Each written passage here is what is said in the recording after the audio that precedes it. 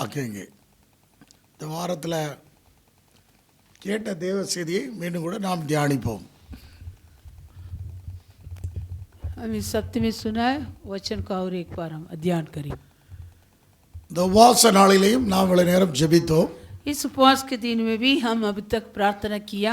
இந்த வருஷத்திலே ஒரு மாதம் முழுவதும் நம்மை நடத்தி வந்த தேவனுக்காக கோடா கோடி ஸ்தோத்திரம். ஆமென். இந்த வருடத்திலே முதல் மாதம் முழுவதும் हमें जो अगुवाई किया वो परमेश्वर के लिए कोटि कोटि இந்த धन्यवाद. மாதத்தின் கடைசி நாளிலையும் கூட தேவ சமூகத்திலே உபவாசித்து ஜெபிக்க நமக்கு நல்ல பாக்கியத்தை தந்திருக்கிறார். इस महीने के आखिरी दिन में भी हम सब प्रभु के सम्मुख में आकर उपवास के साथ प्रार्थना करने के लिए प्रभु हमें अनुग्रह दिया, इसलिए प्रभु को धन्यवाद. அநேக ஸ்தோத்திரத்தினாலும் விண்ணப்பத்தினாலும் மண்டாட்டத்தினாலும் தேவ சன்னிதானத்திலே நாம் தேவனை நோக்கி பார்த்து ஜெபித்தோம்.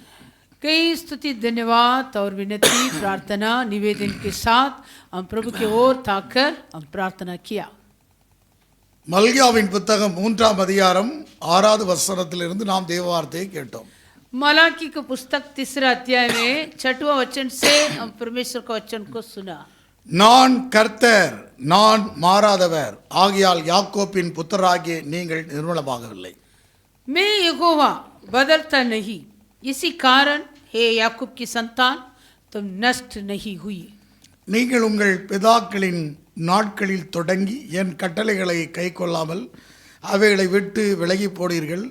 என்னிடத்திற்கு திரும்புங்கள், அப்பொழுது உங்களிடத்தில் திரும்புவேன் என்று சேனையின் கர்த்தர் சொல்லுகிறார். 7वां वचन. अपने पुरखाओं के दिनों से तुम लोग मेरी विधियों से हटते आए हैं और उनका पालन नहीं करते. तुम मेरी ओर फिरो, तब मैं भी तुम्हारे ओर फिरूंगा. सेनाओं के यहोवा का यही वचन है. परंतु तुम पूछते हो हम किस बात में फिरे. நான் கர்த்தர், நான் மாறாதவர். मैं यहोवा बदलता नहीं. For I am the Lord, I do not change. मैं यहोवा बदलता नहीं.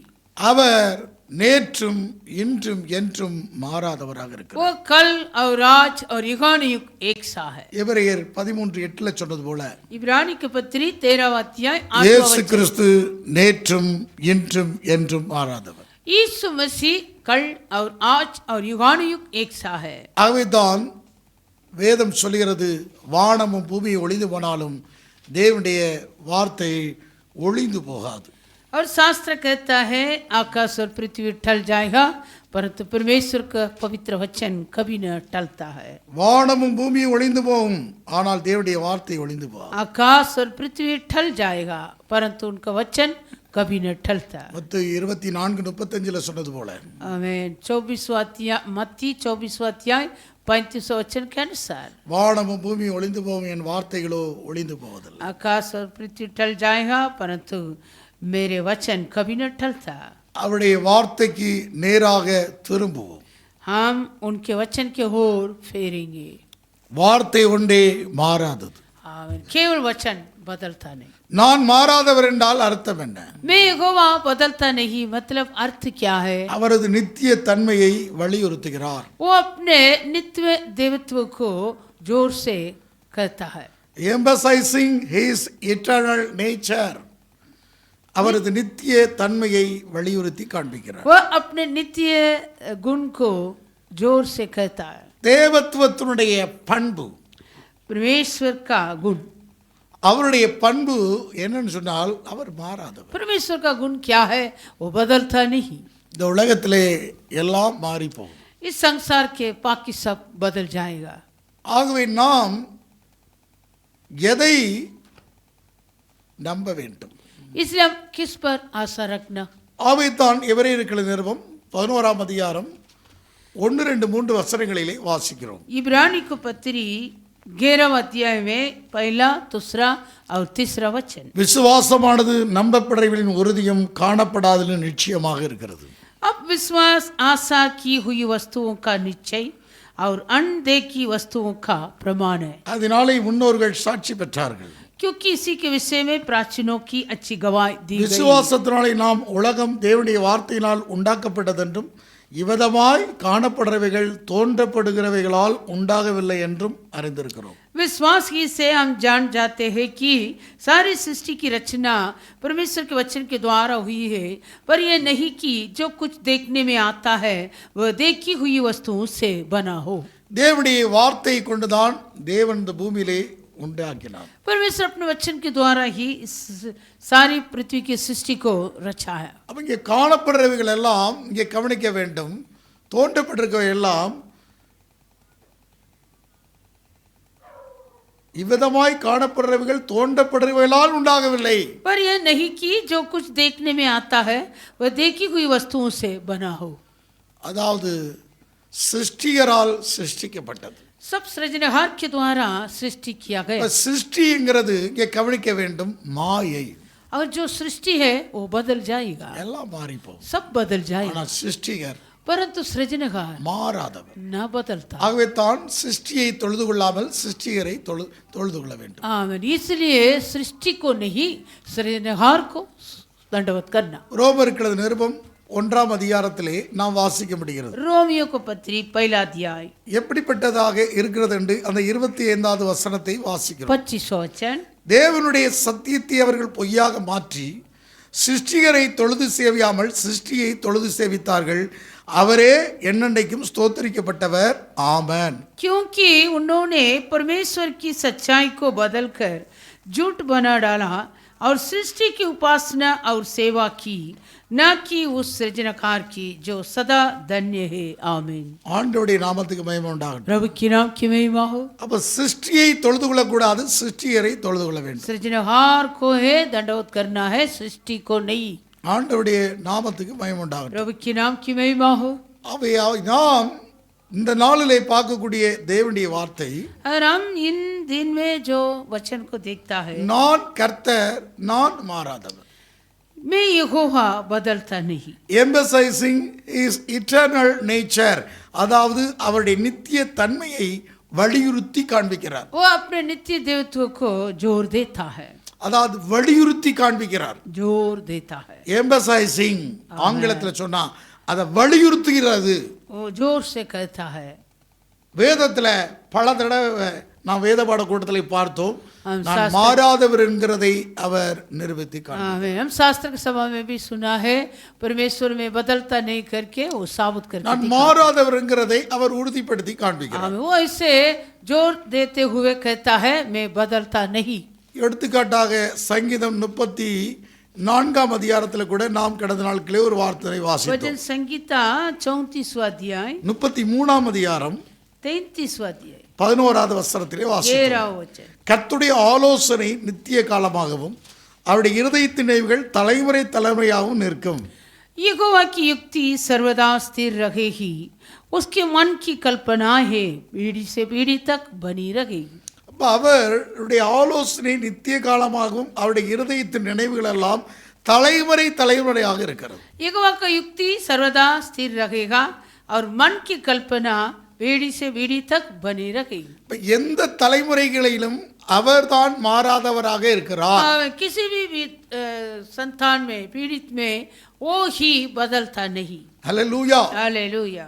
ஆகவே தான் இங்கே கவனிங்க, இருக்கிறவரும் இருந்தவரும் வருகிறவருமானவரை சொல்லப்பட்டிருக்கிறது. इसलिए शास्त्र ऐसे कहता है, जो था, जो है और जो आने वाला है। வேதம் சொல்கிறது, வெளிப்படுத்தின விசேஷம் 1ஆம் அதிகாரத்தில் நாம் வாசிக்க முடியும். प्रकाशित वाक्य है पहला अध्याय 1ஆம் அதிகாரம் 8வது வசனத்திலையும் வாசிக்கிறோம். प्रकाशित वाक्य पहला अध्याय में 8वां वचन। இருக்கிறவரும் இருந்தவரும் வருகிறவருமாகிய சர்வவல்லமையுள்ள கர்த்தர், நான் அல்பாவும் ஒமேகாவும் ஆதியும் அந்தமாய் இருக்கிறேன் என்று திருவள்ளம் பற்றுகிறார். जो है और जो था और जो आने वाला है, जो सर्वशक्तिमान है, ये कहता है, मैं ही अल्फा और ओमेगा हूँ। இதே தான் அங்கே 11:7 சொல்லப்பட்டிருக்கிறது. यही 11वां अध्याय 7वां ஆகவே वचन। இருக்கிறவரும் இருந்தவரும் வருகிறவருமாகிய சர்வவல்லமையுள்ள கர்த்தர் அவர். इसलिए वो जो था और जो है और जो आने वाला सर्वशक्तिमान ईश्वर है। இருக்கிறவர், இருந்தவர், வருகிறவர். आमेन। जो था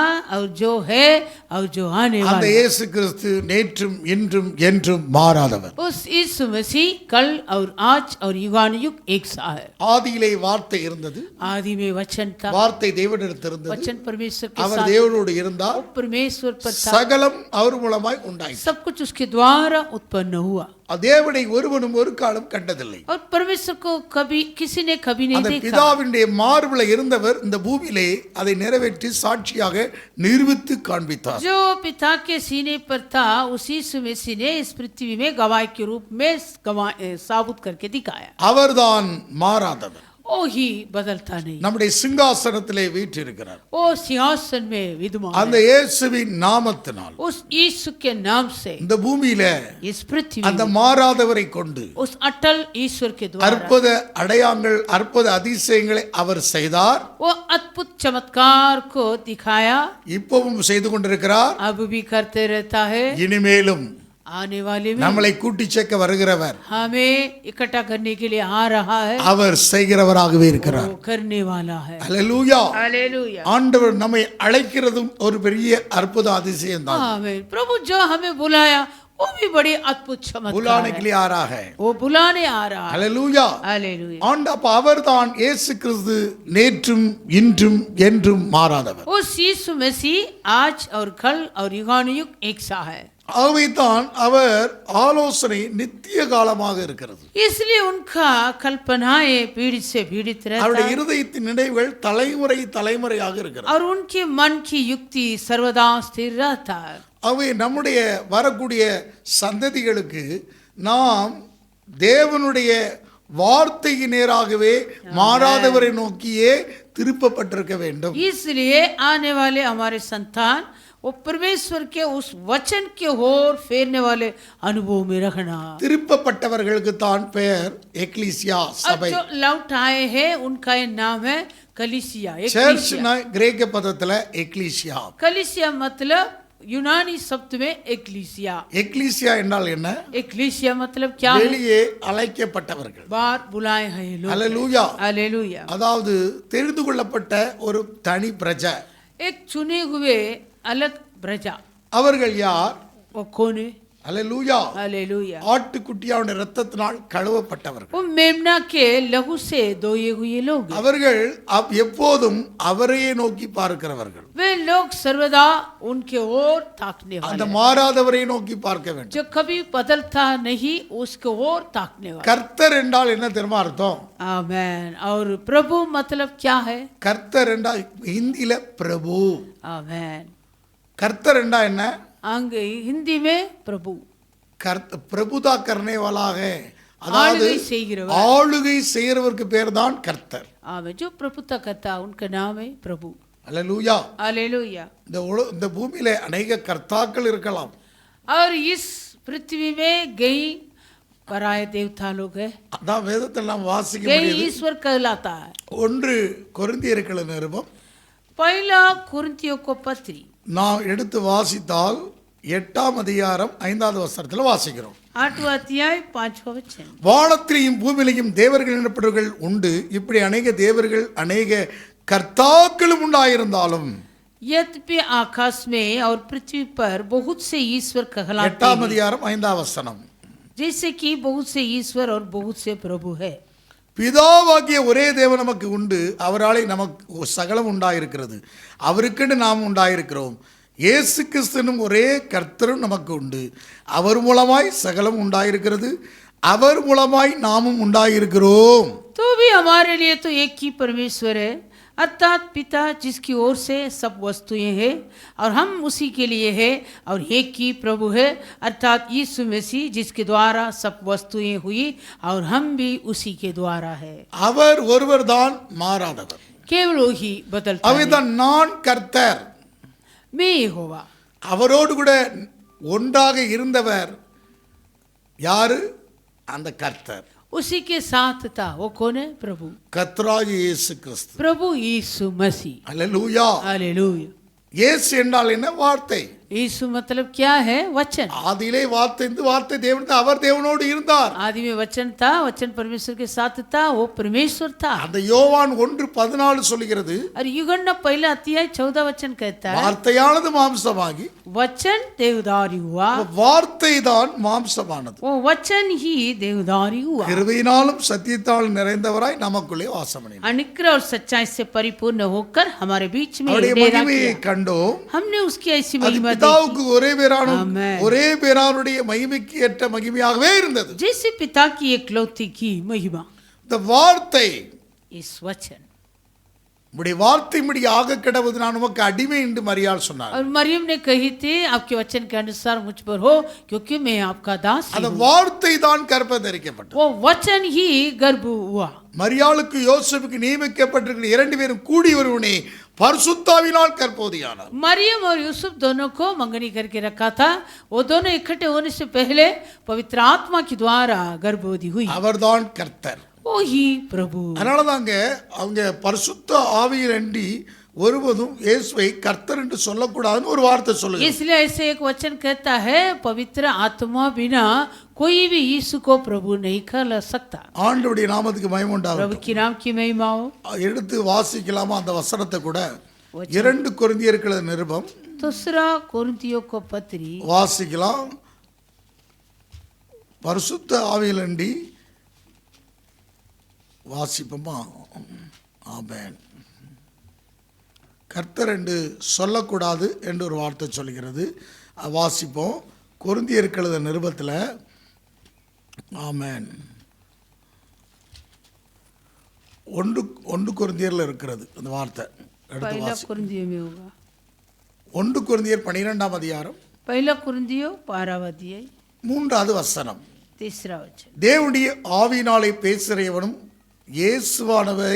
இயேசுவை சபிக்கப்பட்டவன் என்று சொல்ல மாட்டான் என்றும், इसलिए मैं तुम्हें चेतावनी देता हूं कि जो कोई परमेश्वर की आत्मा की अगुवाई से बोलता है, பரிசுத்த ஆவியினாலே என்றி இயேசுவை கர்த்தரென்று ஒருவனும் சொல்லக்கூடாதுன்னு உங்களுக்கு தெரிவிக்கிறேன். वह नहीं कहता कि यीशु श्रापित है, और न कोई पवित्र आत्मा के बिना कह सकता है कि यीशु प्रभु है। அப்போ பரிசுத்த ஆவியை அன்றி அந்த இயேசுவை கர்த்தர் என்று சொல்ல முடியாது. और न कोई पवित्र आत्मा के बिना कह सकता है कि यीशु प्रभु है। இங்க பாருங்க, இயேசு பேரு நிறைய பேருக்கு இருந்துச்சு அன்றைக்கு. उन दिनों में यीशु का नाम बहुत सारे लोग को था। இங்க கவனிங்க, இயேசுடைய பேரு புதுசு கிடையாது, பழைய பேர் தான். और यीशु का नाम नया नहीं पुराना है, बहुत हालेलुया। सारे लोग को था। அங்கே யூதர்களுக்கு இயேசுங்கிற பேர் வைத்திருந்தார்கள். ऐसे यहूदी लोग के बीच में बहुत सारे लोग ये यीशु का नाम रखा था। நிறைய நம்ம சுவிசேஷ புத்தகங்களை பார்க்க முடிகிறது. हम सुसमाचार के पुस्तकों में भी देख सकता है। இப்பவும் இயேசுன்னு பேர் வைக்கிறாங்க. अभी भी यीशु का नाम சேசு वो नाम को अभी भी चेसु चेसु சேசு करके रखता है। அந்தோணி, சேசு பிச்சை, சேசுவடியா, சேசு மரியா, இப்படி பேர் வைக்கிறாங்க. अभी भी चेसु का नाम में गई नाम आता। ஹல்லேலூயா. हालेलुया। ஆனா இங்க கவனிக்க வேண்டும், இந்த இயேசு யாரு? लेकिन ये यीशु कौन है? பரிசுத்த ஆவியின் அன்றி, पवित्र आत्मा के बिना। ஹல்லேலூயா. हालेलुया। அந்த வார்த்தையானது, ओ वचन, ஹல்லேலூயா, हालेलुया, இந்த பூமியில इस पृथ्वी में எப்படிப்பட்டதாக இருந்தது? कैसे था? பரிசுத்தாவினால் கற்பவதியா. पवित्र आत्मा से गर्भवती हुई। ஆண்டவருடைய நாமத்துக்கு பயம் உண்டா? प्रभु की नाम की महिमा हो। ஹல்லேலூயா. हालेलुया। அப்ப கர்த்தர் என்றால் யார்? प्रभु मतलब कौन है? அவர் ஆளுகை செய்கிறவர். वो प्रभुता करता है। அந்த சாட்சியாக நிரூபித்து பிதாவின் சிங்காசனத்திலே வீற்றிருக்கிறார். वो गवाह के रूप में साबित किया, अब पिता के सिंहासन में विद्यमान है। ஆண்டவருடைய நாமத்துக்கு மகிமை உண்டாகட்டும். प्रभु की नाम की महिमा। ஆகவே தான் நான் கர்த்தர், நான் மாறாதவர். इसलिए मैं यहोवा बदलता नहीं। இயேசு கிறிஸ்து நேற்றும் இன்றும் என்றும் மாறாதவர். यीशु मसीह कल और आज और युगानुयुग एक सा है। ஆகவே மாறாதவர், அவர் சிங்காசனத்திலே ஆளுகை செய்கிறார். जो बदलता नहीं वो सिंहासन में प्रभुता करता है। அவர்தான் அவருடைய நாமத்தில் நீ எதை கேட்டாலும் அவர் உனக்கு தருவேன் என்று சொல்கிறார். इसलिए उसके नाम में तू जो कुछ मांगो वो तुम्हें दिया என் जाएगा। நாமம் 14:14 சொல்ற, என் நாமத்தில் நீ எதை கேட்டாலும் உனக்கு தர்றேன். गिनती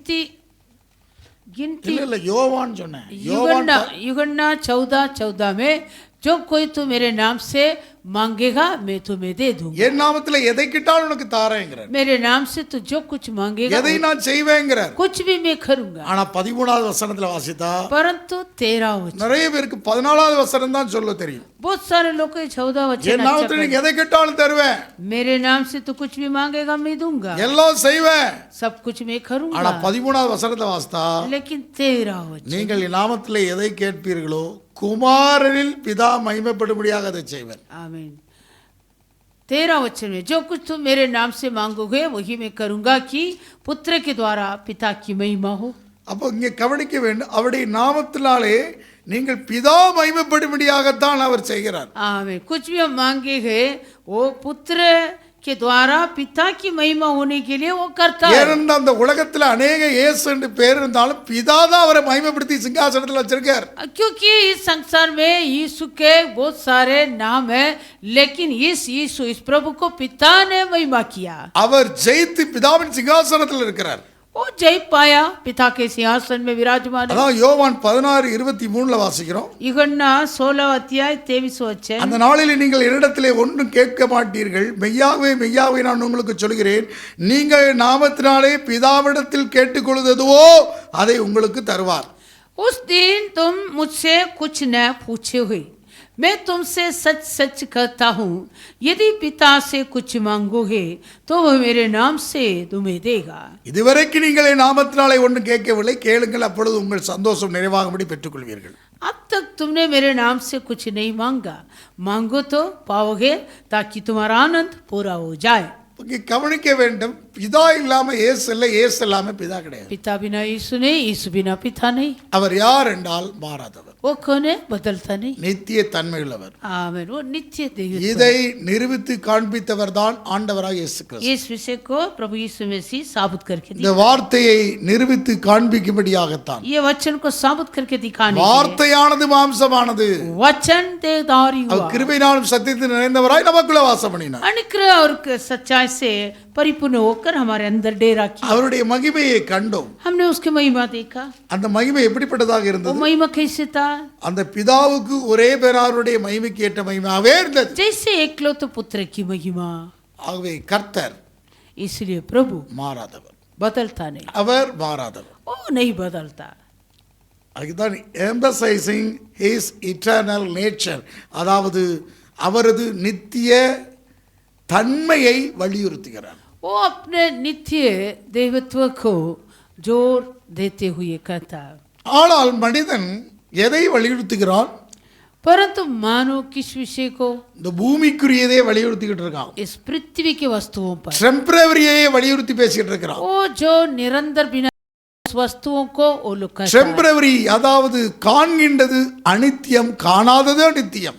देखी हुई वस्तु थोड़ी दिन के लिए, अनदेखी हुई वस्तु सदा बनी रहता. ஆகவே தான் அப்போஸ்தலன் பவுல் அந்த 2 கொரிந்தியர் நிருபத்தில் இப்படி பேசுகிறார். इसलिए प्रेरित पौलुस दूसरा कुरिन्थियों में वैसे लिखा. 2 கொரிந்தியர் நிருபம் 4:17 வாசிக்கிறோம். दूसरा कुरिन्थियों को पत्री 4वां अध्याय 17 वचन. மேலும் காணப்படுறவைகளை அல்ல, காணப்படாதவைகளை நோக்கி இருக்கிற நமக்கு, क्योंकि हमारा बल भर का हल्का सा क्लेश हमारे लिए बहुत ही महत्वपूर्ण है और आनंद महिमा அவை उत्पन्न करता जाता है. காணப்படுறவைகளை அல்ல என்று சொல்கிறார்.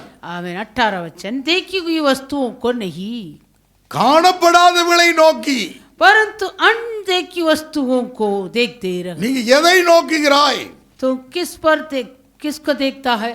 காண்கிறதை நோக்கிறாயா, காணாதவை நோக்கிறாய்? देखी हुई वस्तुओं का நீ क्या? காணப்படாதவை நோக்கினால் அது சீக்கிரத்தில் நீங்கும் லேசான உபத்திரம் மிகவும் அதிகமான நித்திய கனமையுமே உண்டாக்கும். तो अनदेखी हुई वस्तुओं को देखते रहेगा तो तुम्हारा बल भर का हल्का सा क्लेश तुम्हारे लिए बहुत ही महत्वपूर्ण है और अनंत महिमा उत्पन्न இந்த करता பூமியிலையும் जाएगा. உபத்திரங்களை லேசாக மாற்ற முடியும், முடிவிலையும் நமக்கு அதிக மகிமையை கனமகிமை உண்டாக்குவதற்கு லேசாக நாம் இந்த பூமியிலே இங்கே கவனிக்க வேண்டும்.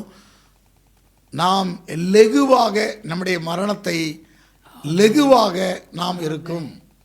इस पृथ्वी का हमारा क्लेश को भी प्रभु हल्का सा बनाएगा और अंत में हमारे मरण को भी प्रभु वो नित्य महत्वपूर्ण आनंद महिमा से பரிசுத்தவான்கள் அதற்காக போராட மாட்டார்கள், அருமையாக லேசமாக அவர்களுடைய ஓட்டத்தை பிடிப்பார்கள். और जो पवित्र लोग हैं इस विषय में वो लोग लड़ेंगे नहीं, वो अपने दौड़ को धीरे से दौड़ेंगे. எனக்கு அதிசீக்கிரத்தில் நீங்கள் லேசான உபத்திரம் என்று இந்த உலகத்தினுடைய உபத்திரத்திலிருந்து அவர்கள் முடித்து விடுவார்கள். आमीन. वो लोग ऐसे अपने जीवन को खत्म करेंगे.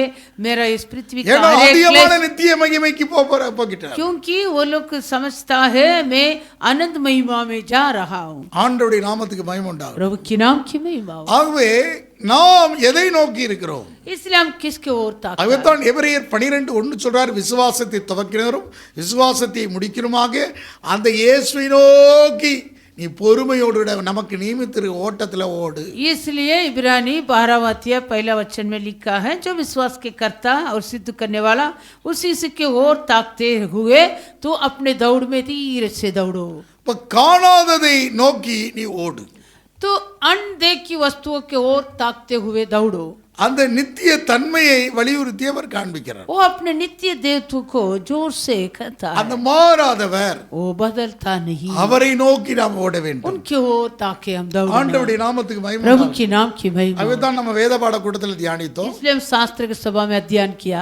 ஆதியில आदि में அவர்கள் எதுக்கு நேராக திரும்பல, அவருக்கு நேராக திரும்பவில்லை. आमीन. वो लोग परमेश्वर की ओर नहीं मुड़ा. அதுதான் மல்கியா 3:7 வாசிக்கிறோம். मलाकी पुस्तक 3 अध्याय 7 वचन. நீங்கள் உங்கள் பிதாக்களின் நாட்கள் தொடங்கி என் கட்டளைகளை கைக்கொள்ளாமல் அவைகளை விட்டு விலகி போனீர்கள், என்னிடத்திற்கு திரும்புங்கள், அப்பொழுது உங்களிடத்தில் நான் திரும்புவேன். तुम अपने पुरखाओं के दिनों से तुम लोग मेरी विधियों से हटते आए हो और उनका पालन नहीं करते, तो मेरी ओर फिरो, तब मैं भी तुम्हारी ओर இங்க फिरूंगा. பாருங்க, சூழ்நிலையான வேலையில, ऐसे परिस्थिति के பலவிதமான சூழ்நிலையில, समय, कई प्रकार के இந்த परिस्थितियां, உலகத்தின் உபத்திரத்தின் குகையில் நாம் இருக்கிறோம். आमीन. हम इस संसार में वो उपद्रव के भट्टी में रहता है. இவ்வுலகத்திலே உபத்திரம் உண்டு, इस संसार में क्लेश ஆனால் तो நீ होता है, திடன் கொள்ளுங்கள், परंतु डाढ़ நான் உலகத்தை ஜெயித்தேன்கிறார். मैंने इस संसार को जीत लिया. யோவான் 16:33 சொல்கிறார், यूहन्ना तो 16:33. உலகத்தில் உபத்திரம் உண்டு, इन संसार में क्लेश तो होता ஆனால் நீ है, திடன் கொள், परंतु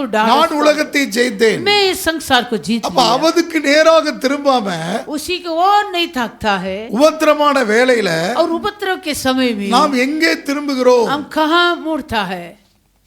எதற்கு நேராக திரும்புகிறோம்? किसी को और फिरता. அவருக்கு மாறாதவருக்கு நேராக திரும்பாம उस कभी बदलता नहीं, उनके और नहीं फिरता. हम இந்த காண்கின்றதுக்கு நேராக திரும்ப, हम देखी वस्तुओं को और फिरता. இந்த உலகத்திலே அவர் சிருஷ்டித்த சிருஷ்டிப்புக்கு நேராக திரும்புகிறோம். जो सृजनहार सृष्टि किया அந்த वो सृष्टि சிருஷ்டிகருக்கு को நேராக திரும்ப வேண்டும். हम वो सृजनहार के ओर ताकना. அப்படி நீங்கள் இந்த உலகத்து அவருக்கு நேராக திரும்பாமல் वैसे तुम उस सृजनहार के ओर नहीं, இந்த காண்கின்றதுக்கு நேராக திரும்பினால் अगर देखी हुई वस्तुओं को देखेगा.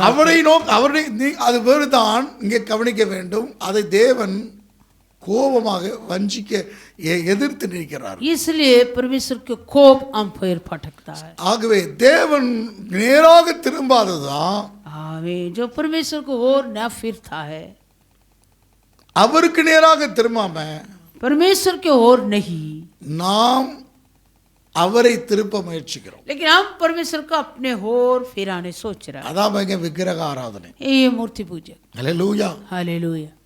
உங்களை எங்க திரும்புறீங்க? तुम कहाँ फिरता அதான் है? பொருளாசைங்கிற விக்கிரகம் என்று வேதம் சொல்லுது. आमीन. वो पैसे के लालच करके शास्त्र कहता பெரிய है. விக்கிரகம் என்ன தெரியுமா? आमीन. मूर्ति में सबसे बड़ा क्या है? பொருளாசைன்ற விக்கிரகம் தான் பெரிய விக்கிரகம். लो पैसे के लो.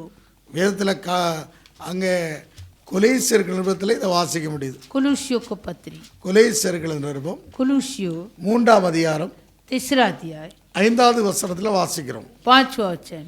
அதாவது விக்கிரக ஆராதனையான பொருளாசைன்னு சொல்றார். आमीन. हालेलुया. पूरी लालसा और लोभ को जो मूर्ति पूजा के बराबर. அப்போ விக்கிரக ஆராதனையான பொருளாசை, लोभ जो मूर्ति पूजा के बराबर है. அப்ப அப்படிப்பட்ட வேலையில் இங்க பாருங்க, தேவனுக்கு நேராக திரும்பாமல் हम परमेश्वर के ओर नहीं அந்த फेरता. மாறாத நித்திய தன்மையுடையவருக்கு நேராக திரும்பாமல் जो नित्य गुण है वो परमेश्वर के ओर हम नहीं फेरता. இந்த காண்கின்ற மாறி போறதுக்கு முன்பாக திரும்பி விடுகிறோம். वो देखी हुई जो बदलने वाले वस्तुओं पर हम फिरता है. அப்படி அன்றைக்கு அந்த ஏதேனிலே அப்படித்தான் திரும்பி விட்டார். वैसे आदिन वाटिका में किया है. அவருக்கு நேராக ஆதாமை, ஆதாமே நீ எங்கே இருக்கிறாய்? परमेश्वर ने पूछा, हे आदम तू कहाँ है? அவன் என்ன சொல்றான்? आदम क्या किया? क्या அவன் கேட்ட கேள்வி என்ன? परमेश्वर क्या सवाल पूछा? ஆதாமே நீ எங்க இருக்கிறான்னு தான் हे आदम तू कहाँ है? அவருடைய சத்தத்தை கேட்டு அவன் நிர்வாணியா இருக்கத பயந்து ஒளிந்து கொண்டேன்னு சொல்றான். आदम ने कहा, मैंने आपका आवाज सुनकर मैंने नंगा था इसलिए डर के मारे छिप गया. உன்னை நிர்வாணின்னு சொன்னது யாருப்பா? परमेश्वर ने पूछा, कौन बताया तू नंगा அவன் है? சொன்னா நீ புசிக்க வேண்டாம்னு கனியை நீ புசித்தாயான்னு கேட்டான். मैंने जो मना किया वो फल को तू खाया क्या? அவன் என்ன சொல்றான்? क्या बताया?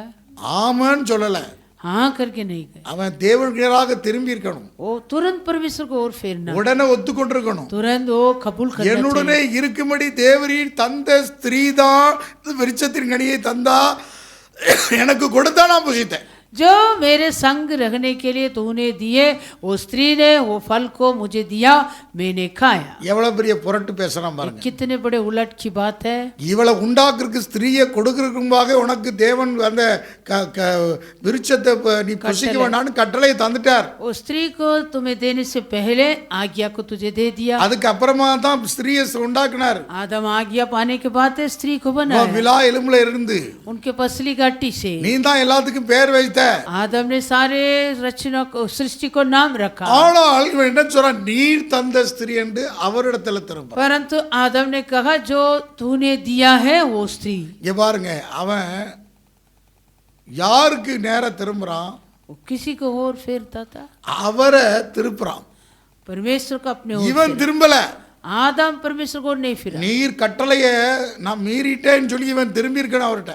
आदम तुरंत मैंने आज्ञा को उल्लंघन कर दिया करके परमेश्वर को और फेरना चाहिए. ஏவாள் எப்படி சொன்னா? और हवा भी कैसे जवाब? சர்ப்பம் என்னை வஞ்சித்ததுங்கிறான். सर्प ने मुझे बहकाया. ஆகவே ரெண்டு பேரும் சேர்ந்துட்டு दोनों एक साथ होकर எப்படி அனனியா சபரால் சேர்ந்து போய் சொன்னாங்களோ அப்போஸ்தலர் 5ஆம் அதிகாரத்துல, जैसे अननिया और सबीरा दोनों प्रेरितों 5वां अध्याय में झूठ बोले, அதாவது அவரிடத்துல திரும்பாம उसी की ओर नहीं फेरे. அப்போஸ்தலரிடத்துல பாதத்துல திரும்பாம प्रेरितों के पांव तले पर नहीं फिरा. இவங்க ஆதாம பாருங்க, அவரிடத்துல திரும்பாம आदम वो यहोवा के ओर नहीं फिरा, அவரைத்தான் திருப்புறான். लेकिन यहोवा के उनको ओर फिरा. இதுதான் வேத புரட்டு.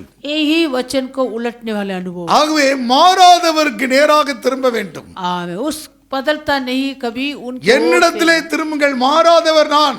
आमें मैं बदलता नहीं, तुम मेरी ओर फिरो. வார்த்தைக்கு நேராக, கட்டளைக்கு நேராக, பிரமாணத்துக்கு நேராக திரும்ப வேண்டும். वचन के ओर, व्यवस्था के ओर और विधियों के ओर फिरना. இயேசுவுக்கு நேராக நீ திரும்பு. तो यीशु को ओर फिरो. அந்த சிங்காசனத்துக்கு நேராக திரும்பு. वो सिंहासन के ओर फिरो. அவர் பரலோகத்திலே வீற்றிருக்கிறார் சிங்காசனத்தில். आमीन. वो स्वर्ग में सिंहासन में विद्यमान. தூதர்கள் வல்லமை அதிகாரம் எல்லாம் அவருக்கு கீழ்ப்பட்டிருக்கிறது. आमीन. फरिश्ते अधिकार सामर्थ सब उसके अधीन किए गए. 1 பேதுரு 3:22 சொல்கிறது, पहला पत्रस 3 अध्याय 22 அவர் பரலோகத்துக்கு ஏறி சிங்காசனத்திலே வலது பார்சத்திலே வீற்றிருக்கிறார்.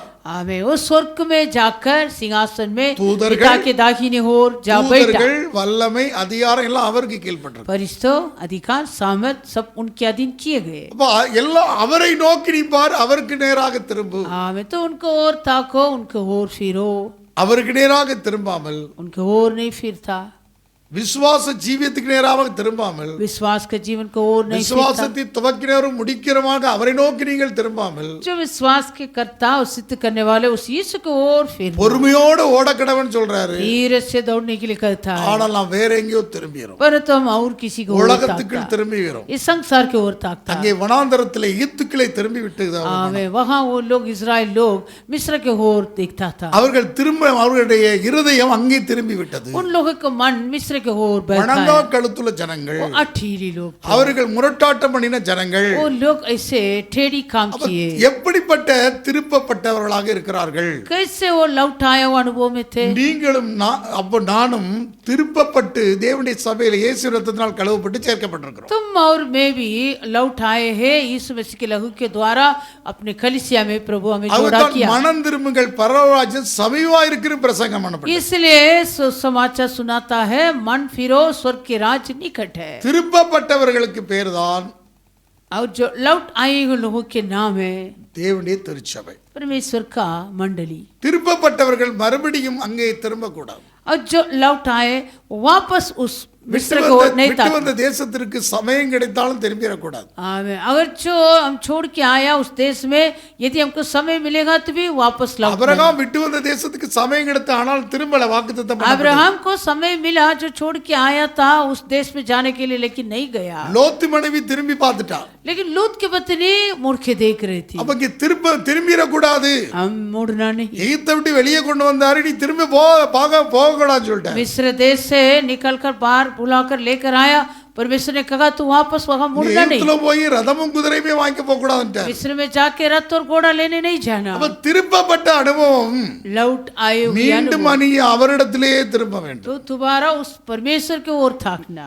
என்னிடத்திலே திரும்புங்கள், அப்பொழுது உங்களிடத்திலே திரும்ப. तुम मेरे ओर फिरो, मैं तुम्हारे ओर फिरूंगा। மாறாத அவரிடத்திலே திரும்ப வேண்டும். वो बदलता नहीं, उसी की ओर हम फिरेंगे। அப்படி திரும்பாவிட்டால் அது பேர் அக்கிரமம். यदि ना फिरेगा तो उनका नाम अधर्म। ஆதாம் அப்படித்தான் வேதம் சொல்கிறது. யோபுவினுடைய புத்தகத்தை திருப்பிக் கொள்வோம். अय्यूब का पुस्तक, யோபுவின் புத்தகம் 31 அதிகாரம் 33வது வசனம் अय्यूब का पुस्तक 31वां अध्याय में வாசிக்கலாம். யோபுவின் புத்தகம் 31 அதிகாரம் अय्यूब का पुस्तक 31वां अध्याय 33வது வசனம். 33वां वचन। நான் ஆதாமை போல் என் மீறுதலை மூடி என் அக்கிரமத்தை என் மடியில் ஒளித்து வைத்தேனோ. आमीन। यदि मैंने आदम के समान अपना अपराध छिपाकर अपने अधर्म को ढांप लिया हो।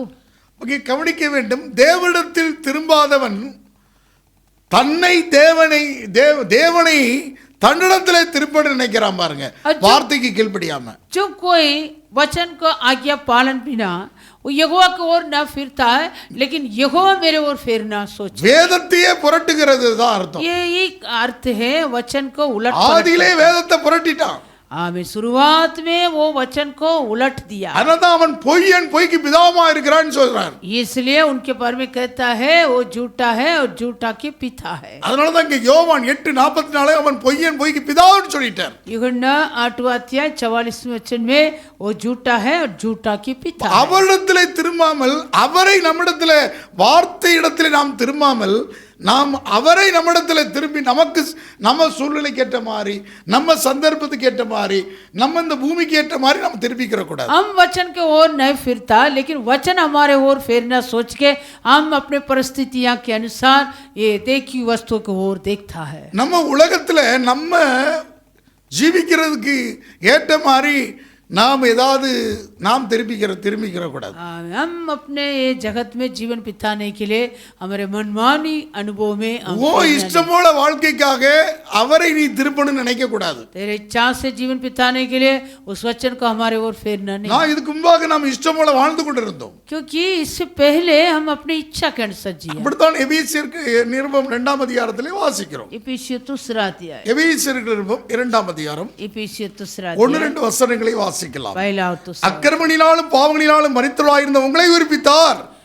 उसने तुम्हें भी जिलाया जो अपने अपराधों और पापों के कारण मरे हुए थे। அவர்களில் நீங்கள் முற்காலத்தில் உலக வழக்கத்துக்கு ஏற்றபடியாகவும் கீழ்ப்படியான் விளையிடத்தில் இப்பொழுது கிரியை செய்த ஆகாயத்து அதிகார பிரவாகிய ஆவிக்கு ஏற்றபடியாகவும் நடந்து கொண்டீர்கள்। जिनमें तुम पहले इस संसार की रीति पर और आकाश के अधिकार के हाकिम अर्थात उस आत्मा के अनुसार चलते थे जो अब भी आज्ञा न मानने वाले के में कार्य करता है। அவர்களுக்குள்ளே நாம் எல்லாரும் முற்காலத்தில் நமது மாம்சம் இச்சையும்படி நடந்து நமது மாம்ச மனசு விரும்புறதை செய்து சுவாபத்தினாலே மற்றவர்களைப் போல கோபாக்கினியின் பிள்ளைகளாக இருந்தோம்। इनमें हम भी सबके सब पहले अपने शरीर की लालसाओं में दिन बिताते थे और शरीर और मन की इच्छाएं पूरी करते थे और अन्य लोगों के समान स्वभाव ही से क्रोध की संतान थे। தேவனோ இரக்கத்தில் ஐஸ்வர்யமுள்ளவராய் நம்மில் அன்பு கூர்ந்த தம்முடைய மிகுந்த அன்பினாலே, परंतु परमेश्वर ने जो दया का धनी है अपने उस बड़े प्रेम के कारण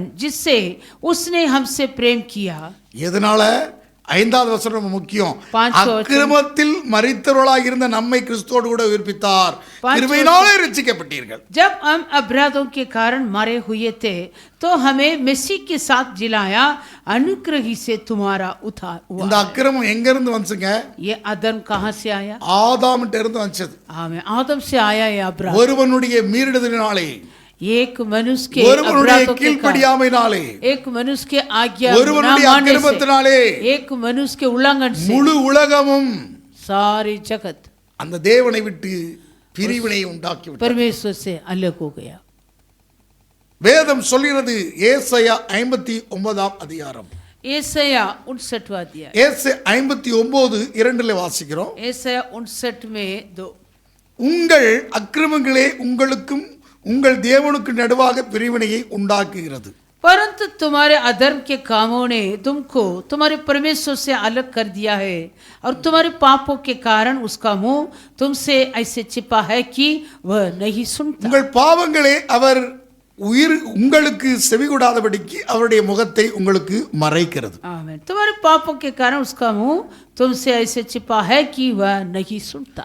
அப்போ தேவனை விட்டு தேவனிடத்தில் நீங்கள் திரும்பாமல் நீ இஷ்டம் போல அவன் என்ன இஷ்டம் போல வாழ்வதற்கு சுயமாக தெரிந்து கொண்ட வாழ்க்கை இருக்கிறன்னு சொன்னால் அது பேர் அக்கிரமம். आमीन। अधर्म और अपराध मतलब हम परमेश्वर को नहीं फेरता, लेकिन अपने मनमावनी जीवन के लिए हम अपने मनमावनी फेरता, वो ये अपराध है। உன்னை உண்டாக்கி அந்த ஏதேன் தோட்டத்தில் வைத்தார், அவரிடத்திலே திரும்பாமல் இவன் புரட்டி பேசுகிற வார்த்தை தான் ஆதாம் பேசுற புரட்ட தான் அக்கிரமம். आदम को बनाकर आदम वाटिका में रखा है, लेकिन उस परमेश्वर को और नहीं फेरा, लेकिन वचन को उलट पलट के ஆம், நீர் தந்த கட்டளை நான் மீறிட்டேன்னு சொல்லி அன்றைக்கு ஒத்துக்கொண்டு அவரிடத்திலே திரும்பி இருக்க வேண்டும். आमीन। उसी दिन आदम ऐसे यहोवा मैंने आपका आज्ञा को उल्लंघन किया करके उनके और फेरना चाहिए। அவன் தான் யோபு பக்தன் நான் ஒளித்து வைத்தேனோங்கிறான். इसलिए भक्त अय्यूब ने कहा, क्या मैं अपने अपराधों को आदम के जैसे टाप लिया அப்ப हो? அக்கிரமத்தை மீறுதல அவன் ஒளித்து தான் வச்சுட்டான். मतलब आदम वो अपराध को वो टाप வெளியரங்கமாக நான் ஒத்துக்கொண்டு அவரிடத்துல திரும்பி இருக்கணும். वो कुल्लम कुल्ला प्रकट करके यहोवा की ओर फेरना चाहिए था। பாவங்களை மறைக்கிறவன் வாழ்கிறவன் நான் அறிக்கை செய்து விட்டு விடணும், இரக்கம் பெறுவான். आमीन। जो कोई अपने पाप को छिपा के रखता है वो दया नहीं पाता, परंतु जो कोई मान लेता छोड़ देता उन पर दया होता है। நீதிபதிகள் 28:13 வாசிக்கிறோம். नीति वचन 28:13। अपने अपराधों की छिपाने वाला दया नहीं पाएगी, है ना? அப்போ அதை அறிக்கை செய்து कबूल करके छोड़ दिया तो दया पाएगा. आमीन। जो कोई मान लेता छोड़ देता उन पर दया होता है। இங்கே ஆண்டவராய் இயேசு கிறிஸ்து प्रभु यीशु मसीह நம்ம மேல இருந்த அந்த எல்லா அக்கிரமத்தையும் அந்த ஆக்கண தண்டையும் அவர் சுமந்தார். அந்த அக்கிரமத்தை जो हम पर पड़ा था वो सारी दंड का आज्ञा को उठाया। வேதம் சொல்லுது அக்கிரமக்கார போல் அவர் எண்ணப்பட்டாராம். இயேசு அக்கிரமக்கார போல் எண்ணப்பட்டாராம். आमीन। शास्त्र कहता है यीशु अधर्मी के जैसे गिना गया। நம்ம மேல இருந்த அந்த அக்கிரமத்தின் தண்டனையை அவர் சுமந்திருக்கிறார். जो हम पर पड़ा था वो अधर्म के वो सारी दंड वो अपने ऊपर उठाया। இயேசு ஒளித்து வைக்கவில்லை, அவர் வெளியரமாக ஒத்துக்கொண்டார். यीशु ऐसे ठाप के नहीं रखा, कुल्लम कुल्ला तमाशा बनाया। ஒளித்து வைக்கிறவன் பிசாசு, जो कोई ठाप के रखता है वो शैतान। ஒளித்து வைக்கிறவன் புரட்டு. आमीन। जो कोई ठाप के रखता है वो उलट पलट இயேசு है। வெளியரமான கோலமானார். यीशु कुल्लम कुल्ला तमाशा சிலுவையிலே बनाया। வெளியரமான கோலமாயிட்டார். क्रूस पर कुल्लम कुल्ला तमाशा அவர் बनाया। ஒத்துக்கொண்டு வெற்றி சிறந்தார். आमीन। वो सब कुछ ग्रहण किया, अंगीकार किया, அதைத்தாங்க जय का ध्वनि सुनाई थी। கொலோசியர் நிருபத்திலே வாசிக்கிறோம். கொலோசியர் को அவர் எல்லாவற்றையும் வெளியரமான கோலமானார் என்று பார்க்கிறோம். आमीन। हालेलुया। வாசிக்கலாம். கொலோசியர் நிருபம் கொலோசியர் को पत्री வாசிக்கலாம். 2ஆம் அதிகாரம் दूसरा अध्याय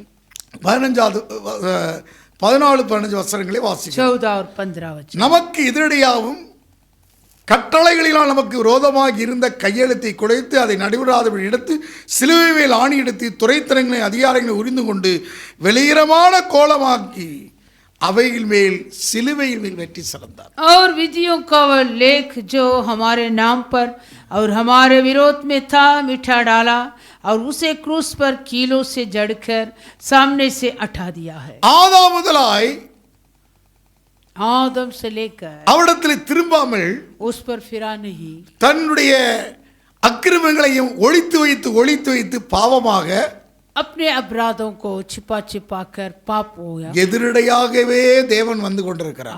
इसलिए परमेश्वर भी उनके विरोध में था। கட்டளைகளால் நமக்கு விரோதமா இருந்தது. वो आज्ञा पूरा हमारे विरोध में था। அந்த கையெழுத்தெல்லாம் वो सारी लेखा को இயேசு குலைத்துட்டு यीशु मिठा நடுவில் இராதபடி वो क्रूस से वो सब कुछ विरोध में था मिठा அதுக்கு डाला பரிகார சின்னமாக நான் தான் சொல்லி ஒத்துக்கொண்டு मैं हूँ करके वो प्रायश्चित किया அவருக்கு நேராகவே திரும்பினார். वो यहोवा की ओर फिरा அவருடைய சித்தத்துக்கு நேராகவே वो திரும்பினார். पिता की इच्छा की ओर फिरा அவருக்கு நேராக திரும்பினார். वो पिता की ओर फिरा था அந்த அவருக்கு அந்த தகப்பனுக்கு பிதாவுக்கு நேராகவே திரும்புகிறார். मैं वो अपने पिता के ओर फिरा था அந்த தெய்வத்துக்கு நேராகவே திரும்புகிறார். उस ईश्वर के ओर फिरा அதனால தான் வெற்றி சிறந்தார். इसलिए जय जयकार की ध्वनि सुनाई அதிக கனமகிமை உண்டாக்குச்சு.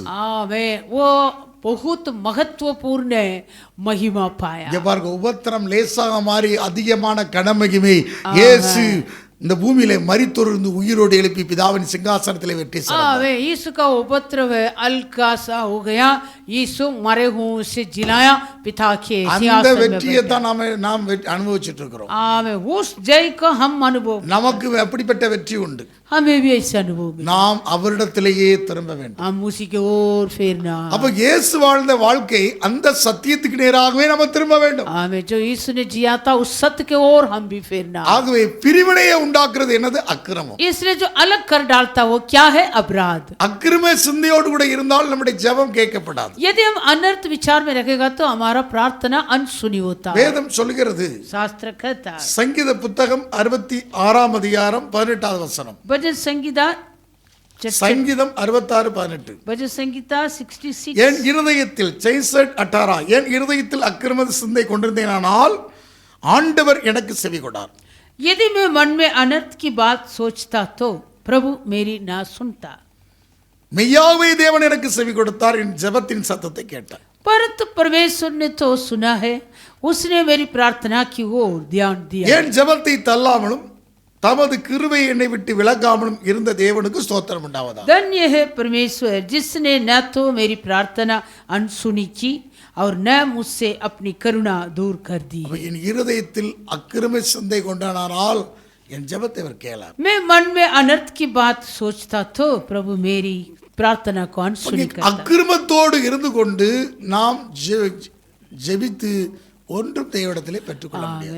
हम अधर्म के साथ रहकर प्रार्थना करके परमेश्वर से நாம் कुछ नहीं தேவனுடைய வார்த்தைக்கு நேராக திரும்பாமல், அவருடைய பிரமாணங்களுக்கு கட்டளைக்கு நேராக திரும்பாமல் அவரை நம்மிடத்திலே திருப்பக்கூடிய முயற்சி பண்ணால் அங்கே அக்கிரம சிந்தை நாம் ஜெபத்தை கேட்க மாட்டார். हम प्रभु के वो वचन और व्यवस्था के ओर फिरा बिना अनर्थ विचार के साथ प्रार्थना करेगा तो वो प्रार्थना अनसुनी प्रार्थना। நம்முடைய அக்கிரமம் தான் அவருக்கு தேவனுக்கு நமக்கு ஒரு பிரிவினையை உண்டாக்குது.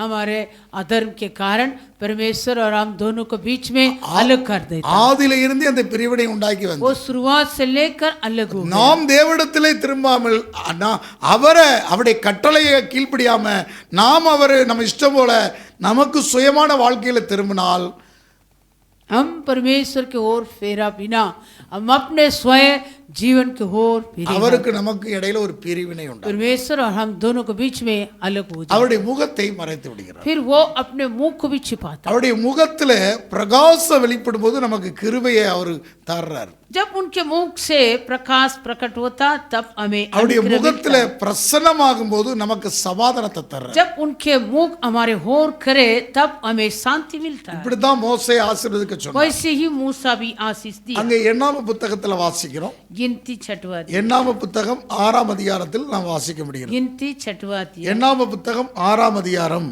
गिनती छठवा 24 வசனம். 24। கர்த்தர் உன்னை ஆசீர்வதித்து உன்னை காக்க கடவர். यहोवा तुझे आशीष दे और तेरी रक्षा करे। கர்த்தர் தம்முடைய முகத்தை உன்மேல் பிரகாசிக்க பண்ணி உன்மேல் கிருபையா இருக்க கடவர். यहोवा तुझ पर अपने मुख का प्रकाश चमकाए और तुझ पर अनुग्रह करे। கர்த்தர் தம்முடைய முகத்தை உன்மேல் பிரசன்னமாக்கி உனக்கு சமாதானத்தை கட்டளையிட கடவர் என்பது. यहोवा अपना मुख तेरी ओर करे और तुझे शांति दे। உன்னை ஆசீர்வதிக்கிறதுக்கே வருகிறார். वो तुम्हें आशीष करने आता அவருடைய है। முகத்தை உனக்கு மறைக்க முடியாது. वो अपने मुख तेरे लिए छिपा नहीं सकता। அவருடைய முகம் யாருக்கு மறைக்கப்படுகிறது? उनका मुख किसके लिए छिपा था? யாருக்கு? किसके लिए? அக்கிரமக்காரனுக்கு. अधर्मी के लिए। ஆண்டவருடைய நாமத்துக்கு மகிமை உண்டாவதாக. कि नाम की महिमा। அவருடைய முகத்தில் இருந்து उनके मुख से ही பிரசன்னம் பிரகாசிக்கும் போது वो तुम्हारे ओर करे तभी மேல கிருபை, तुम पर अनुग्रह है। கிருபை. நீ செய்ய முடியாததெல்லாம் செய்யறதுக்கு கிருபை. जो काम तुझसे करने नहीं होता करने के लिए அவர் अनुग्रह है। முகத்துல பிரசன்னம் வெளிப்படும் போது और उनके मुख तेरी ओर करे तभी உனக்கு சமாதானத்தை तुझे கட்டளையிடுகிறார். शांति मिलता है। ஆகவே தான் ஒவ்வொரு நிருபத்திலையும் அப்போஸ்தலன் பவுல் எழுதுகிறார், इसलिए प्रेरित पौलुस हरेक पत्री में लिखता है, ஒவ்வொரு நிருபத்தின் துவக்கத்திலையும் எழுதுகிறார், हरेक पत्री के शुरुआत में लिखता है கிருபையும் சமாதானம் உண்டாவதாக, शांति और अनुग्रह சபைக்கு हो, கிருபையும் சமாதானம் உண்டாவதாக. कलीसिया में अनुग्रह और शांति நீங்க हो। ஒவ்வொரு நிருபத்திலையும் நீங்க முதலாவது மூன்றாவது வசனம் இரண்டாவது வசனமாக இருக்கும். आमें हर एक पत्री में यदि पहला या दूसरा तीसरा वचन होगा, கிருபையும் சமாதானம் உண்டாவதாக எழுதுகிறார். अनुग्रह और शांति मिले। தேவனுடைய சபை கிருபைக்கும் சமாதானத்துக்கும் பாத்திரம் உள்ளதாக இருக்க வேண்டும். परमेश्वर के समस्त मंडली अनुग्रह और शांति का योग्य होना। உனக்கு செய்ய முடியாதை செய்யறதுக்கு கிருபை கிடைக்கிறது. जो काम तुझसे करने नहीं होता वो करने के लिए तुम्हें अनुग्रह मिलता கிருபை है। என்றால் என்ன?